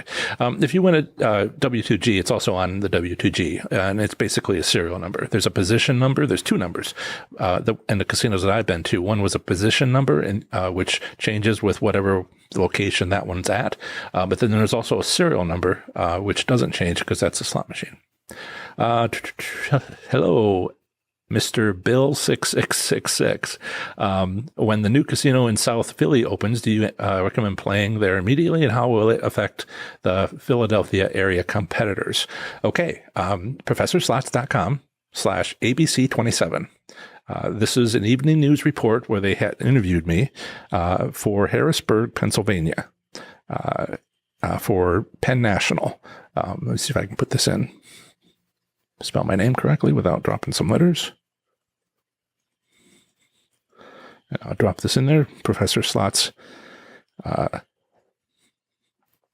abc27. Feel free to go there and you will see a news report that talks about just this sort of thing. I would expect right there at the last like 3 sentences of the evening anchor talking about stuff with his fellow anchors, he talks about, well, why is that happening in Harrisburg and not happening up in Philadelphia? Well, Philadelphia has multiple casinos. Remember I was telling you about the horseshoe thing? There wasn't a local casino. The locals had to be educated. So that's one of the things they did was give them a good reputation. So when you drop in another casino into that mix, I would say that it's not a good place to play. All right. It's a good place to play is the other casinos before that new one opens, because they're trying to strengthen loyalty to the players that are going now so that when the new casino opens, that their players don't go to the new casino. Why would I go to the new casino? I'm winning here sort of aspect. So I would say that new casino might try to have it be a winner, but before it opens, it's the other ones that are nearby that are trying to build some loyalty prior to the opening. That's my tip. Are slots at these new casinos looser than when they first open? That's why I answered that, I think. Richard, they may be, but even before it opens, the competitors are I try to explain this to people like you're in the Midwest and you're in a small downtown, like they have in small towns in the Midwest, in Iowa, for instance, and you own a donut shop on Main Street, right? And somebody opens a donut shop across the street from you. Oh, competitors, what do you do? What do you do? It's the same thing, but only on a larger scale with these casinos. Maybe you make sure it never opened, by working with the city council who or maybe, you just ramp up things before they actually open, or beat them out, with your savings and just make the most of people who know you already. The usual sort of thing, only on large scale casinos, business practices.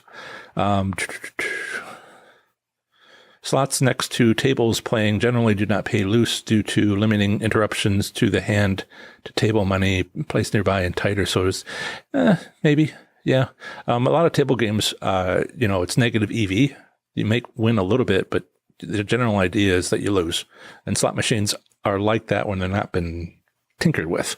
And so casinos may not mix those. You don't have a problem with that when you're at a slots parlor where they only have slots and maybe a racetrack. But when you have table games next to, I can see the casino saying, we're hurting ourselves by having those close together. Yeah. Okay. So this is it for this one. If you have a last minute comment, please say so. And it's great to see so many of you here and other YouTubers. Wildly exciting for me. I'll try to calm down.